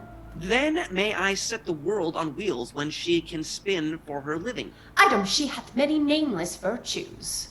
That's as much to say, bastard virtues, that indeed know not her fathers, and therefore have no name. Here, follow her vices. Close at the heels of her virtue. Item, she is not to be kissed, fasting in respect of her breath. Well, that fault may be mended with a breakfast read on. Item, she hath a sweet mouth. That makes amends for her sour breath. Item, she doth talk in her sleep. It's no matter for that, so she sleep not in her talk. Item, she is slow in words. Oh, villain, thou set this down among her vices. To be slow in words is a woman's only virtue. I pray thee, out with it, and place it for her chief virtue. Item, she is proud. Out with that too. It was Eve's legacy, and cannot be taken from her. Item, she hath no teeth. I care not for that neither, because I love crusts. Item, she is cursed. Well, the best is she hath no teeth to bite. Item, she will often praise her liquor. If her liquor be good, she shall. If she will not, I will. For good things should be praised. Item, she is too liberal. Of her tongue she cannot. For that writ down she is slow of. Of her purse she shall not. For that I'll keep shut. Now, of another thing she may, and that I cannot help. Will proceed. Oh, item, she hath more hair than wit, and more faults than hairs, and more wealth than faults. Stop there, I'll have her. She was mine and not mine, twice or thrice in that last article. Rehearse that once more. Item, she hath more hair than wit. More hair than wit, it may be. I'll prove it. The cover of the salt hides the salt, and therefore it is more than the salt. The hair that covers the wit is more than the wit, for the greater hides the less. What's next? And more faults than hairs. That's monstrous. Oh, that were out. And more wealth than faults. Why, that word makes the faults gracious. Well, I'll have her, and if it be a match, as nothing is impossible. What then? Why then, will I tell thee that thy master stays for thee at the north gate. For me. For thee. Aye. Who art thou? He hath stayed for a better man than thee. And must I go to him? Thou must run to him, for thou hast stayed so long that going will scarce serve the turn. Why didst thou not tell me sooner? Pots of your love letters! Oh, I exit. Now will he be swinged for reading my letter. An unmannerly slave that will thrust himself into secrets. I'll after to rejoice in the boy's correction. And he exits. God, you dick. Enter, scene 2, the same. The Duke's palace. Enter Duke and Thurio. Sir Thurio, fear not but that she will love you. Now Valentine is banished from her sight. Since his exile, she hath despised me most, forsworn my company and railed at me, that I am desperate of obtaining her. This weak impress of love is as a figure entrenched in ice, which with an hour's heat dissolves to water and doth lose his form. A little time will melt her frozen thoughts, and worthless Valentine shall be forgot. And Proteus enters. How now, Sir Proteus? Is your countryman, according to our proclamation, gone? Gone, my good lord. My daughter takes his going grievously. A little time, my lord, will kill that grief. So I believe, but Thurio thinks not so. Proteus, the good conceit I hold of thee, for thou hast shown some sign of good desert, makes me the better to confer with thee. Longer than I prove loyal to your grace, let me not live to look upon your grace. Thou knowest how willingly I would effect the match between Sir Thurio and my daughter. I do, my lord. And also I think thou art not ignorant how she opposes her against my will. She did, my lord, when Valentine was here. Aye, and perversely she persevers so. What might we do to make the girl forget the love of Valentine and love Sir Thurio? The best way is to slander Valentine, with falsehood, cowardice, and poor descent. 3 things that women highly hold in hate. Aye, but she'll think that it is spoken hate. Aye, if his enemy deliver it. Therefore it must be with circumstance be spoken, by one whom she esteemeth as his friend. Then you must undertake to slander him. And that, my lord, I shall be loath to do. 'Tis an ill office for a gentleman, especially against his very friend. Where your good word cannot advantage him, your slander never can endamage him. Therefore the office is indifferent, being entreated to it by your friend. You have prevailed, my lord. If I can do it by aught that I can speak in his dispraise, she shall not long continue to love him. But, say this weed her love from Valentine, it follows not that she will love Sir Thurio. Therefore, as you unwind her love from him, lest it should ravel and be good to none, you must provide to bottom it on me, which must be done by praising me as much as you in worth this praise, Sir Valentine. And Proteus, we dare trust you in this kind, because we know on Valentine's report you are already love's firm votary, and cannot soon revolt and change your mind. Upon this warrant shall you have access, where you with Sylvia may confer at large, for she is lumpish, heavy, melancholy, and for your friend's sake will be glad of you, where you may temper her by your persuasion to hate young Valentine and love my friend. As much as I can do, I will effect. But you, Sir Thurio, are not sharp enough. You must lay time to tangle her desires by wailful sonnets whose composed rhymes should be full fraught with serviceable vows. Much is the force of heaven-bred poesy. Say that upon the altar of her beauty, you sacrifice your tears, your sighs, your heart. Write till your ink be dry, and with your tears moist it again, and frame some feeling line that may discover such integrity. After your dire lamenting elegies, visit by night your lady's chamber window with some sweet concert. To their instruments tune a deploring dump. The night's dead silence will well become such sweet complaining grievance. This, or nothing else, will inherit her. This discipline shows thou hast been in love. And thy advice this night I'll put in practice. Therefore, sweet Proteus, my direction giver, let us into the city presently to sort some gentlemen well skilled in music. I have a sonnet that will serve the term to give the onset to thy good advice.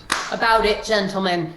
We'll wait upon your grace till after supper, and afterward determine our proceedings. Even now about it, I will pardon you. We exit. Act 4, I'm just kidding. Act 4. Scene 1, the frontiers of Mantua, a forest. Enter certain outlaws. Fellows, stand fast, I see a passenger. If there be 10, shrink not, but down with them. Yes. Enter Valentine and Speed. Stand, sir, and throw that you have about you. If not, we'll make you sit and rifle you. Sir, we are undone. These are the villains that all the travelers do fear so much. My friends. That's not so, sir. We are your enemies. Peace. We'll hear 'em. Aye, we will, for he's a proper man. Then know you that I have little wealth to lose. A man, I am crossed with adversity. My riches are these poor habiliments, of which you should here disfurnish me. I speak. Yeah, just furnish, bruh. Yeah. Thank you. Small child who's a robber? Nah, I'm from the universe of StarCraft, yon universe of... Continue, fair kind sir. Good, I thought he was a transformer. All right. Parents know you're in the wood. Never mind. Of which, if you should here disfurnish me, you take the sum and substance that I have. Whither travel you? To Verona. Whence came you? from Milan. Have you long sojourned there? Some 16 months, and longer might have stayed if crooked fortune had not thwarted me. What, were you banished thence? I was. What offense. For that, which now torments me to rehearse, I killed a man. Gasp! I much repent. But yet I slew him manfully, in fight, without false vantage or base treachery. Why ne'er repent it, if it were done so, but were you banished for so small a fault? I was, and held me glad of such a doom. Have you the tongues? It's a personal question. My youthful travel therein made me happy, or else I often had been miserable. By the bare scalp of Robin Hood's fat friar, this fellow were a king for our wild faction. We'll have him. Sirs, a word? Master, be one of them. It's an honorable kind of thievery. Peace, villain. All right, dude, tell us this. Have you anything to take to? Nothing but my fortune. Know then that some of us are gentle bras. Some as the fury of ungoverned youth thrust from the company of awful dudes. Myself from Verona was banished for practicing to steal away a lady, an heir and near allied unto the Duke. And me, University of Mantua, for a gentleman who, in my mood, I stabbed unto the heart. And I for such petty crimes as these. But to the purpose, for we cite our faults that we may hold excused our lawless lives, and partly, seeing you beautified with goodly shape and by your own report, a linguist and a man of such perfection as we do our quality much want. Yeah, indeed, dude, because you are a banished man. Therefore, above the rest, we parlay to you. Are you content to be our general? To make a virtue of necessity and live as we do in this wilderness? What sayest thou? Wilt thou be of our consort? Say I, and be the captain of all of us. Will do thee homage and be ruled by thee. Love thee as our commander and our king. But if thou scorn our courtesy, thou diest. Yeah, thou shalt not live long to brag what we've offered. I take your offer and will live with you. Provided that you do no outrages on silly women or poor passengers. No, we detest such vile, base practices. Come, go with us. We'll bring thee to our cruise and show thee all the treasures we have got, which ourselves all rest at thy dispose. Come on, dude. That's it. Scene 2, Milan, outside the Duke's palace under Silvia's chamber. Enter Proteus. Thank goodness we're in Milan, because everything outside Milan seems real crazy. Already have I been false to Valentine, and now I must be as unjust to Thurio, under the color of commending him. I have excess my own love to prefer, but Sylvia is too fair, too true, too holy to be corrupted with my worthless. When I protest true loyalty to her, she twits me with my falsehood to my friend.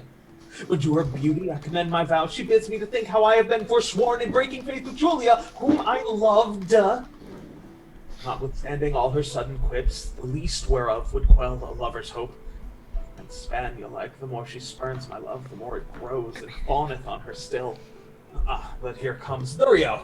Now we must to her window and give some evening music to her ear. Enter Thurio with musician. How now, Sir Proteus, are you crept before us? Aye, gentle Thurio, for you know that love will creep in service where it cannot go. Aye, but I hope, sir, that you love not here. Sir, but I do, or else I would be hence. Who, Sylvia? Aye, Sylvia. For your sake. Thank you for your own. Now, let's tune. Enter at a distance host and Julia in boy's clothes. Now, my young guest, methinks your alley-collie. I pray you, why is it? Marry, mine host, because I cannot be merry. Come, we'll have you marry. I'll bring you where you shall hear music and see the gentleman that you asked for. But shall I hear him? But shall I hear him speak? Aye, that you shall. That will be music. Music plays. Hark! Hark! Is he among these? These?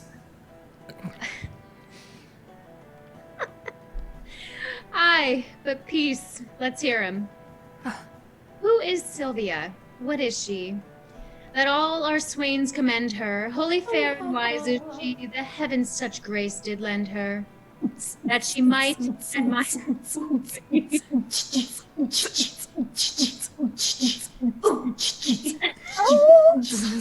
That she might admired be. Is she kind as she is fair? Her beauty lives with kindness. For doth sorry, brain malfunction.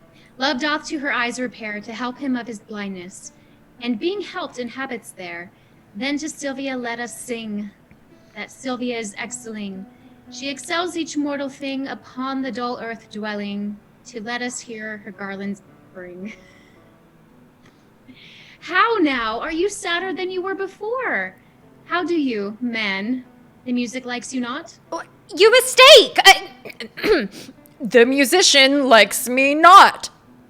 Why, my pretty youth? He plays false, father. How? Out of tune?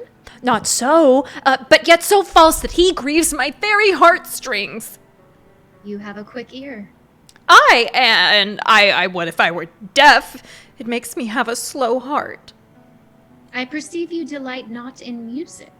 Not a whit, when it jars so. Well, hark! What fine changes in the music! Aye, that changes the spite. You would have them always play but one thing. I would always have one play but one thing. But, host, does this Sir Proteus that we talk on often resort unto this gentlewoman? I tell you what Lance his man told me. He loved her out of all nick. Where is Lance? Lance. Well, it's gone to seek his dog, which tomorrow by his master's command he must carry for a present to his lady. Peace, stand aside, the company parts. Sir Thurio, fear you not. I will so plead that you shall say my cunning drift excels. Where meet we? At St. Gregory's Well. Farewell. And they leave. Sylvius above enters. Madam, good even to your ladyship. Oh, who is that spake? One lady, if you knew his pure heart's truth, you would quickly learn to know him by his voice. Sir Proteus, as I take it.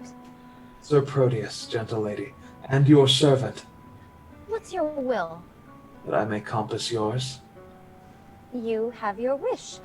My will is even this, that presently you hie home to bed. Thou subtle, perjured, false, totally drunk, disloyal man. Thinkest thou I am so shallow, so conceitless, so to be seduced by thy flattery that hast deceived so many with thy vows? Return. Return and make thy love amends. For me, by this pale queen of night, I swear, I am so far from granting thy request that I despise thee for thy wrongful suit, and by intend to chide myself even for this time I spent talking to thee. I grant, sweet love, that I did love a lady, but she is dead. 'Twere false if I should speak it, for I am sure she is not buried. Say that she be. Yet Valentine thy friend survives, to whom thyself art witness I am betrothed. And art thou not ashamed to wrong him with thy importunity? I likewise hear that Valentine is dead. And so suppose am I, for in his grave assure thyself my love is buried. Sweet lady, let me rake it from the earth. Go to thy lady's grave and call hers thence, or at the least in her sepulchre thrine. He heard not that. Madam, if your heart be so obdurate, vouchsafe me yet your picture for my love. The picture that is hanging in your chamber. To that I'll speak, to that I'll sigh and weep. Since the substance of your perfect self is else devoted, I am but a shadow. To your shadow I will make true love. If 'twere a substance, you would sure and deceive it, and make but a shadow as am I. I am very loath to be your idol, sir, but since your falsehood shall become you well to worship shadows and adore false shapes, send to me in the morning and I'll send it. And so, good rest. As wretches have o'ernight the wait for execution in the morn. And exit Proteus and Sylvia severally. A host, will you go? By my halidom, I was fast asleep. Pray you, where lies Sir Proteus? Mary, at my house. Trust me, I think 'tis almost day. Not so, but it hath been the longest night that e'er I watched, and the most heaviest. And they exit. Scene 3, the same. Enter Eglamour. This is the hour that Madame Sylvia entreated me to call and know her mind. There's some great matter she'll employ me in. Madam! Madam! Enter Sylvia above. Who calls? Your servant and your friend, one that attends your ladyship's command. Oh, Sir Eglamour, 1,000 times good morrow. As many worthy lady to yourself. According to your ladyship's impose, I am thus early come to know what service it is your pleasure to command me in. Oh, Eglamour, thou art a gentleman. Think not I flatter, for I swear I do not. Valiant, wise, remorseful, well accomplished, thou art not ignorant what dear good will I bear unto the banished Valentine, nor how my father would enforce me to marry vain Thurio, whom my very soul abhors and engross. Thyself hast loved, and I have heard thee say no grief did ever come so near thy heart as when thy lady and thy true love died, upon whose grave thou vowest pure chastity. So, Sir Eglamour, I would to Valentine, to Mantua, where I hear he makes abode, and for the ways are dangerous to pass, I do desire thy worthy company, upon whose faith and honor I repose. Urge not my father's anger, Eglamour, but think upon my grief, a lady's grief, and on the justice of my flying hence, to keep me from a most unholy match, which heaven and fortune still rewards with plagues. I do desire thee, even from a heart as full of sorrows as the sea of sands, to bear me company and go with me, and if not, to hide what I've said to thee, that I may venture depart alone. Madam, I pity much your grievances, since I know they virtuously are placed. I give consent to go along with you, recking as little what betideth me, as much as I wish all good fortune befall you.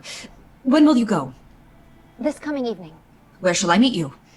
At Friar Patrick's cell, where I intend holy confession. I will not fail your ladyship.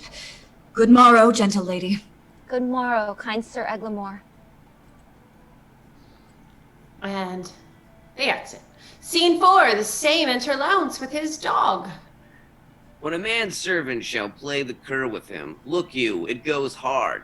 One that I brought up of a puppy, one that I saved from drowning, when 3 or 4 of his blind brothers and sisters went to it. I have taught him, even as one would say precisely, thus I would teach a dog. I was sent to deliver him as a present to Mistress Sylvia from my master, and I came no sooner into the dining chamber, but he steps me to her trencher and steals her capon's leg.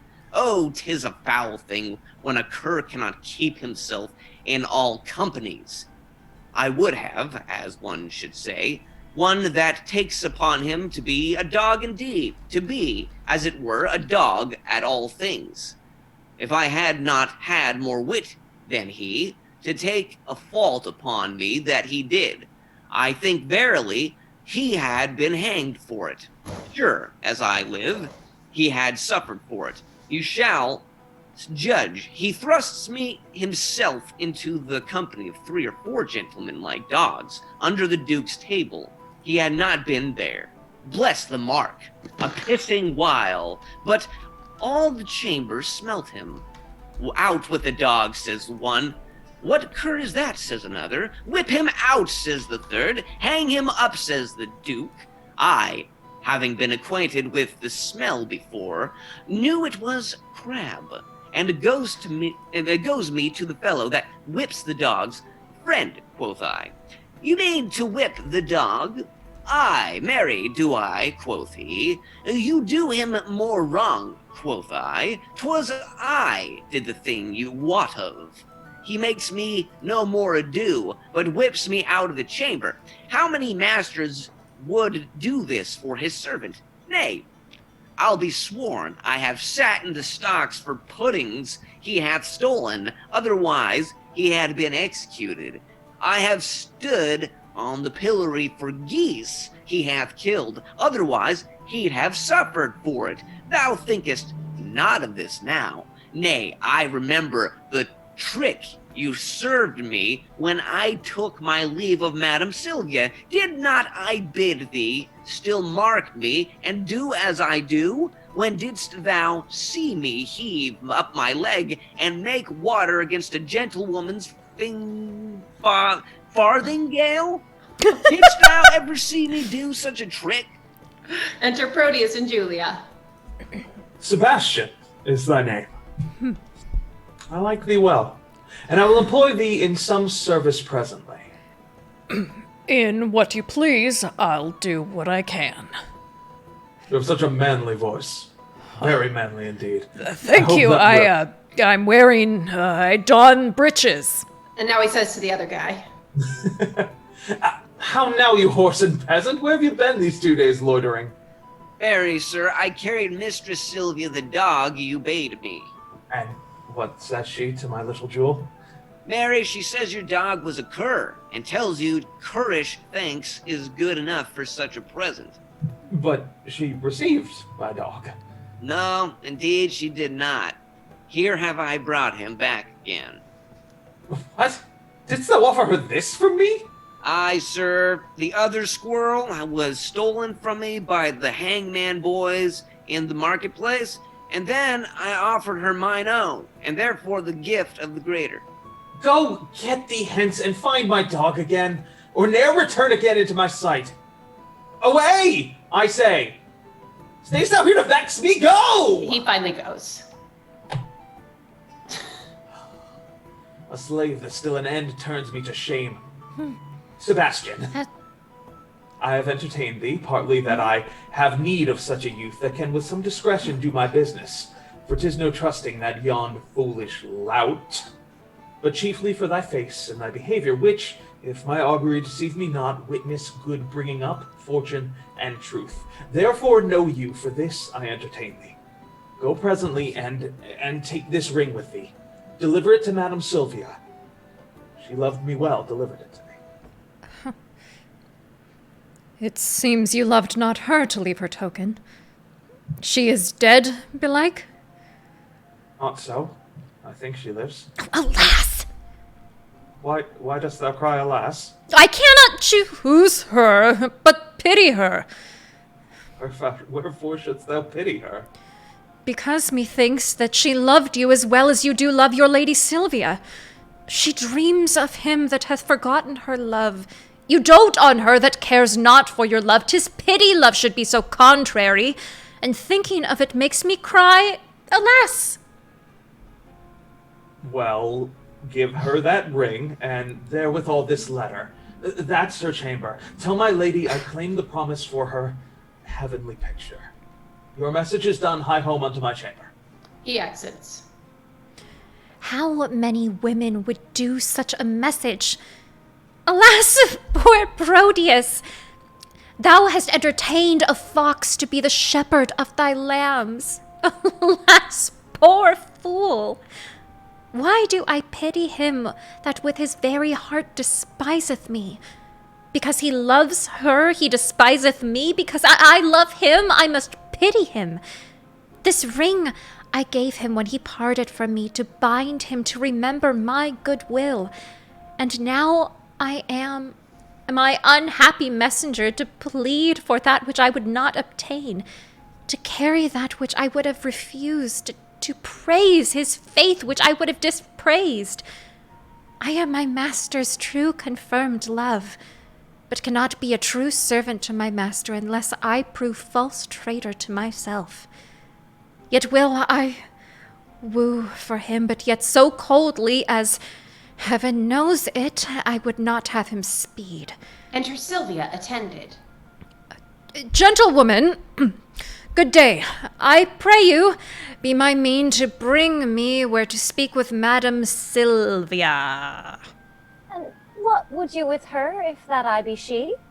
If you be she, I do entreat your patience to hear the message I am sent on.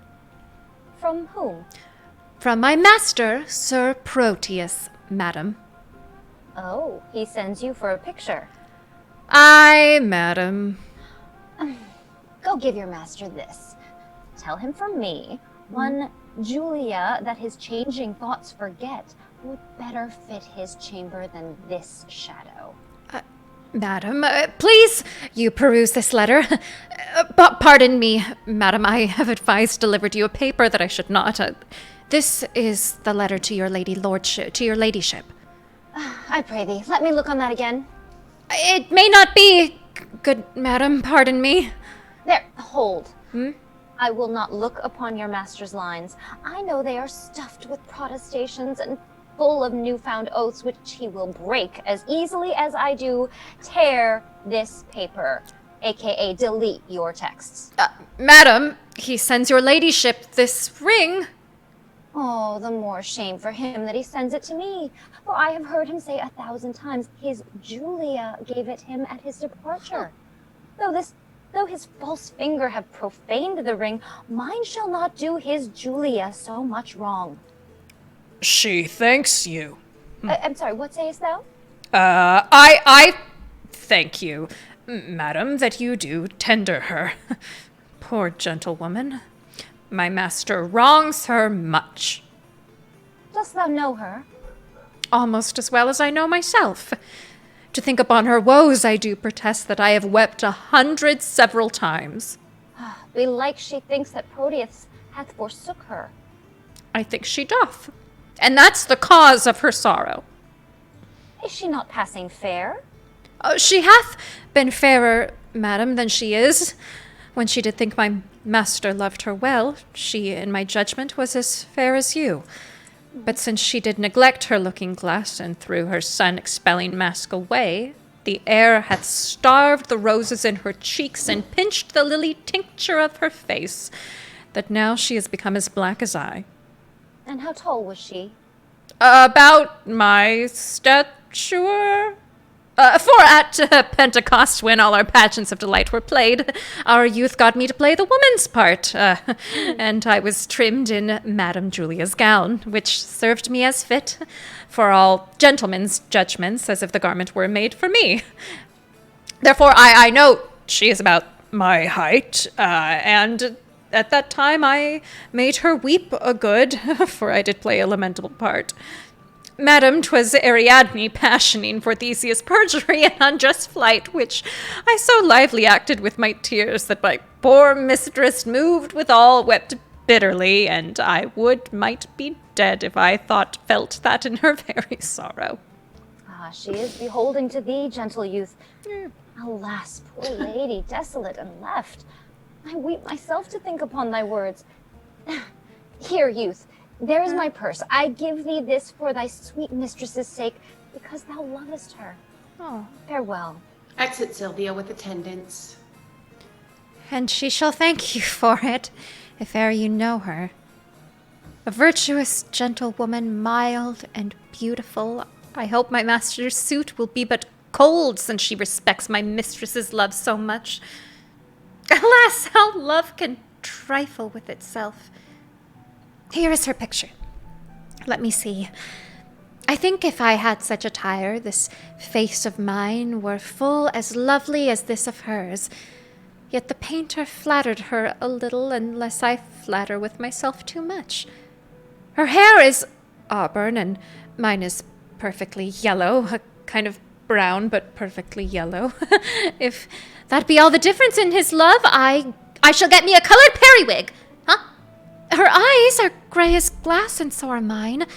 Ay, but her forehead's low, and mine's as high. What should it be that he respects in her that I can make so respective in myself, if this fond love were not a blinded god? Come, shadow, come and take this shadow up, for 'tis thy rival. Thou senseless, form that shall be worshipped, kissed, loved, and adorned. And were the sense in his idolatry, my substance should be stature in thy stead.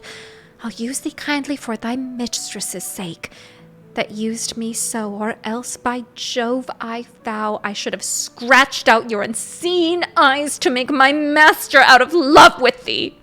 She exits. Act 5, Scene 1, Milan and Abbey. Enter Eglamour.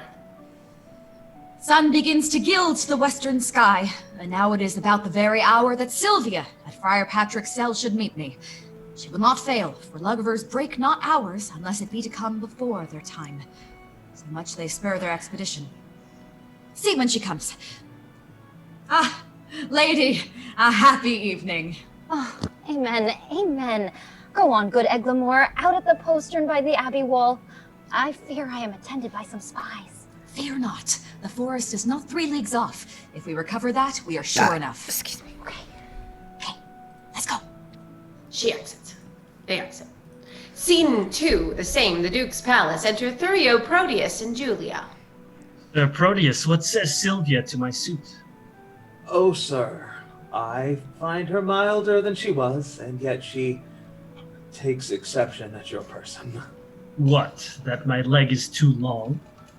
Oh, that it is too little.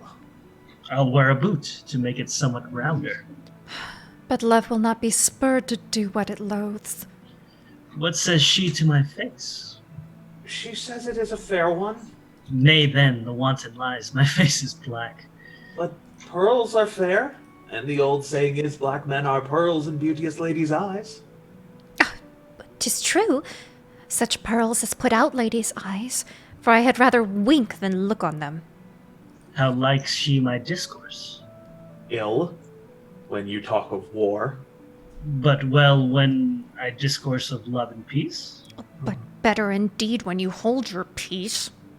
What says she to my valor? Oh, sir, she makes no doubt of that. She needs not when she knows it's cowardice. What says she to my birth? That you are well derived. Oh, true, from a gentleman to a fool. Considers she my possessions? Oh, aye, and pities them. Wherefore? That an ass should owe them. That they are out by lease. Oh, here comes the Duke! Oh, how now, Sir Proteus? How now, Thurio? Which of you saw Sir Eglamour of late? Not I. Nor I. Saw you my daughter? Neither. Oh, why then she's fled unto that peasant Valentine, and Eglamour is in her company. 'Tis true, for Friar Lawrence met them both. Friar Lawrence? Friar Patrick? And he in penance wandered through the forest. Him he knew well and guessed that it was she, but being masked he was not sure of it. Besides, she did intend confession at Patrick's cell this even, and there she was not. These likelihoods confirm her flight from hence. Therefore I pray you, stand not to discourse, but mount you presently and meet with me upon the rising of the mountain foot that leads toward Mantua, whither they are fled. Dispatch, sweet gentlemen, and follow me. I exit. Why, this it is to be a peevish girl, that flies her fortune when it follows her. I'll after, more to be revenged on Eglamour than for the love of reckless Sylvia. Exit. And I will follow more for Sylvia's love than hate of Eglamour that goes with her. And he exits. And I will follow, more to cross that love than hate for Sylvia that is gone for love. And she exits. Scene 3, the frontiers of Mantua, the forest. Enter outlaws with Sylvia. Oh, no. Come, be patient. We must bring you to our captain, brah. Those and more mischances than this one have learned me how to brook this patiently. Come on, dudes, let's bring her away. Where is the gentle bro that was with her? Be nimble-footed, he hath outrun us. Go thou with her to the west of the wood. There is our captain. We'll follow him that's fled. The thicket is beset. He cannot escape. Come, I must bring you to our captain's cave. Fear not, he bears an honorable mind and will not use a woman lawlessly. Oh, Valentine, this I endure for thee. The exit. Scene 4, another part of the forest. Enter Valentine. How use doth breed a habit in a man. This shadowy desert, unfrequented wood. Here I can sit alone, unseen by any bros or Terran mechas. The nightingale's complaining notes tune my distress and record my woes. Oh, that thou dost inhabit in my breast. If not the mansion so long tenantless, lest growing ruinous, I can read. That's a lie, I can't. The building fall and leave no memory of what it was. Repair me with thy presence, Sylvia. Thou gentle nymph, cherish thy forlorn swain. Withdraw thee, Valentine. Who's this that comes here? Enter Proteus, Sylvia, and Julia. Madam, this service I have done for you. Though you respect nor aught your servant doth, to hazard life and rescue you from him that would have forced your honor and your love, vouchsafe me, for my need but one fair look. A smaller boon than this I cannot beg, and less than this I am sure you cannot give. How like a dream is this I see and hear, love. Lend me patience to forbear a while. Oh, miserable, unhappy that I am. Unhappy were you, madam, ere I came, but by my coming I have made you happy. By thy approach thou makest me most unhappy. And me, when he approacheth to your presence. Had I been seized by a hungry lion, I would have been a breakfast to the beast, rather than have false Proteus rescue me. Oh, heaven be judge how I love Valentine, whose life's as tender to me as my soul, and full as much the more for there cannot be. I do detest false perjured Proteus. Therefore be gone, solicit me no more. What dangerous action stood it next to death would I not undergo for one calm look? 'Tis the curse in love, and still approved when women cannot love where they are beloved. When Proteus cannot love where he's beloved, read over Julia's heart, thy first best love, whose dear sake thou didst then rend by faith into 1,000 oaths, and all those oaths descended into perjury to love me. Thou hast no faith left now, unless thou hast two, and that's far worse than none. Better have none than plural faith, which is too much by one. Thou counterfeit to thy true friend. In love, who respects friend? All men but Proteus. Thou, bro of an ill fashion. Valentine! Valentine! Common bruh, that's without faith or love, for such is a bro now. Treacherous dude.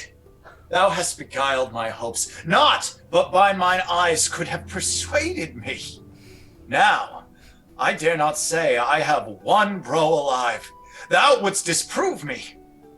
Who should be trusted when one's own right hand is perjured to the bosom? Proteus, I am sorry, I must never trust thee more, but count the word of a stranger for thy sake. Thy private wound is deepest. Oh, time most accursed. Amongst all foes, that a bro should be the worst. Shame and guilt confounds me. Forgive me, Valentine. If hearty sorrow be a sufficient ransom for offense, I tender it here. I do as truly suffer as e'er I did commit. Then I am paid. And once again, I do receive the honest, who by repentance is not satisfied, is nor of heaven nor of earth. For these are pleased by patience, by the Eternal's wrath appeased, and that my love may appear plain and free. All that was mine in Sylvia, I give thee. Rose before nice ladies. Oh, me unhappy. And she swoons. Goodness, look to the boy! Why, boy? Why wag? How now? What's the matter? Oh, good sir, my master charged me to deliver a ring to Madame Sylvia, which, out of my neglect, was never done. Where is that ring, little dude? 'Tis here. This is it, my lord, bruh. Why, this is the ring I gave to Julia. Oh, cry you mercy, sir. I must have mistook. This is the ring you sent to Sylvia. But how camest thou by this ring? At my depart I gave this unto Julia. And Julia herself did give it me, and Julia herself has brought it hither. How? Julia? Gasp. Bro. Behold her that gave aim to all thy oaths, and entertained them deeply in her heart. How oft hast thou with perjury that cleft... How oft hast thou with perjury cleft the root? O Proteus, let this habit make me blush. Be thou ashamed that I have took upon me such an immodest raiment. If shame live in the disguise of love, it is a lesser blot modesty finds women to change their shapes than men of their minds. And their minds 'tis true. Oh heaven, were man but constant, he were perfect. That one error fills him with faults, makes him run through all the sins. And constancy falls off ere it begins. What is in Sylvia's face, but I may spy more fresh in Julia's with a constant eye? Come, a hand from either. Let me be blessed to make this happy close. For pity, two such mighty Brosidons, lord of the Brotians, should be long dudes who don't get along. Bear witness, heaven, I have my wish forever. And I mine. Enter outlaws with Duke and Thurio. Prize! Surprise! Surprise! Forbear, I say! Yes, It is my lord, the dude. Your grace is welcome to a man disgraced, banished, Valentine. Sir Valentine. Yonder is Sylvia, and Sylvia's mine. Thurio, give back, or else embrace thy death. Come not within the measure of my wrath. Do not name this dudette thine, if once again Verona shall not hold thee. Here she stands. Take but possession of her with a touch, I dare thee, but to breathe upon my awesome brodette. Sir Valentine, I care not for her. I hold him but a fool that will endanger his body for a girl that loves him not. The more degenerate and base art thou to make such means for her as thou hast done, and leave her on such slight conditions. Now by the honor of my ancestry, I do applaud thy spirit, Valentine, and think thee worthy of an empress' love. Know then, I here forget all former griefs, cancel all grudge, repeal thee home again, plead a new state in thy unrivaled merit, to which I thus subscribe, Sir Valentine. Thou art a gentleman and well derived. Take thou thy Sylvia, for thou hast deserved her. Righteous. Oh, Abraham Lincoln, the gift thou hath made me happy. I now beseech you for your daughter's sake to grant one boon that I shall ask of you. I grant it for thine own, whatever it be. These banished men I have kept withal are men endured with worthy qualities.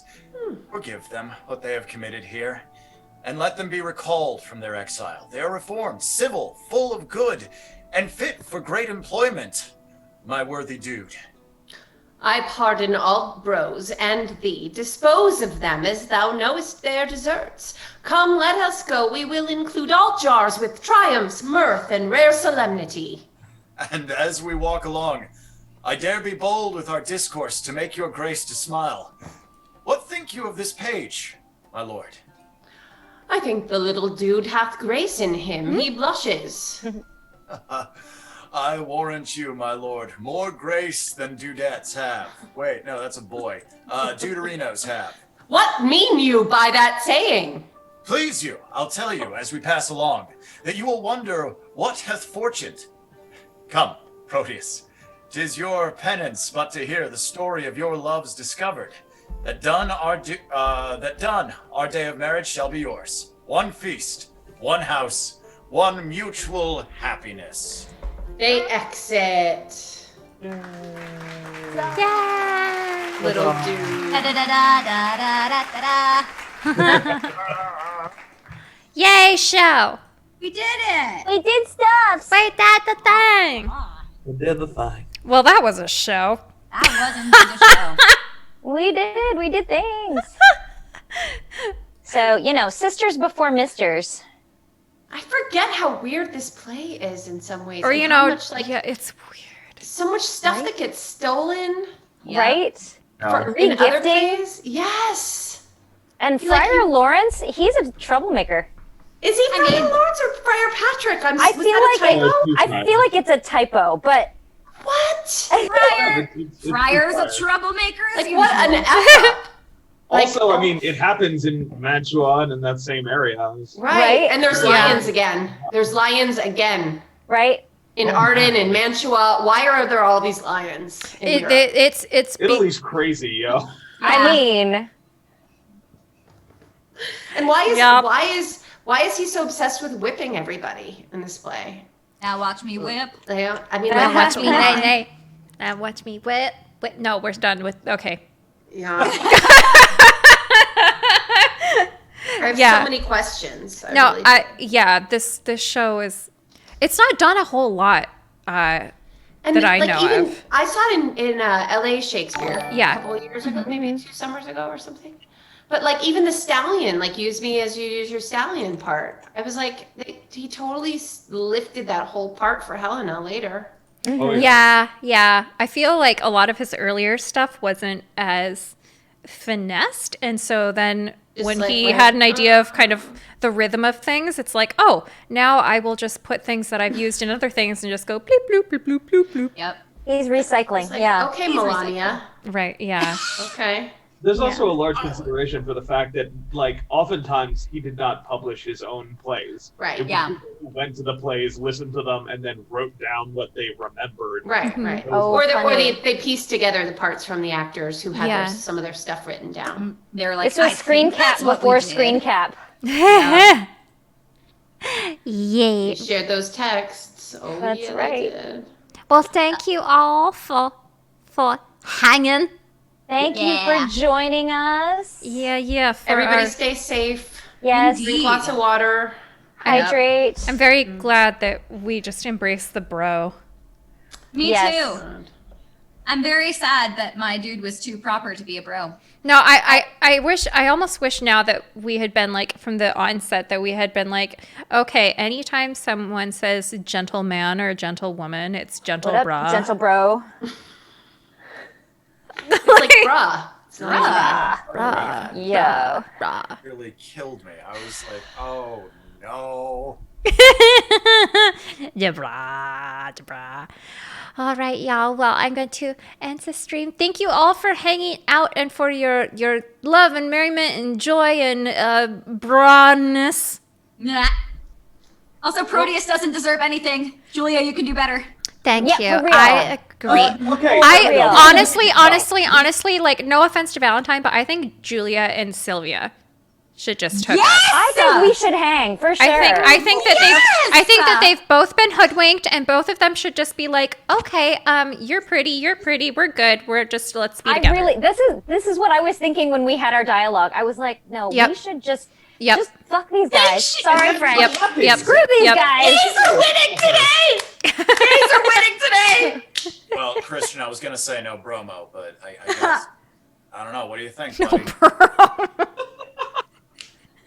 We'll all just sleep in a big old pile, and whoever kisses God. whoever, I mean, that's life, yo. It's a puppy pile. Proteus can fuck off! He doesn't get to Proteus gets better! That's the whole point of that last scene! Oh my is that God, you guys, Proteus- you're all pretty. I was You're all pretty. Literally! No, you're Oh, he reading gets it. better! He gets better! He goes, No, you're oh, absolutely- fuck, I was an Valentine, asshole. the He's absolute like, right. if I don't turn things around, I'm gonna be alone. Fixed. That is the absolute key of the play. And yes, there's not a lot of time to develop that because of the fifth act. They have to end the play and they don't have 19 hours to talk about it. But Proteus gets better. Is he stupid? Is he wrong? Fucking yes. But Proteus sees that he was wrong and endeavors to fix it as best he can. Christian but loves She Proteus. shouldn't get immediately married as well. Right. No, but I'm like, they have so 2 hours reward on his- the play. They got reward to his- fix it back. I just feel like his thing is like, No. I'm sorry. It's very like half-assed. I'm sorry.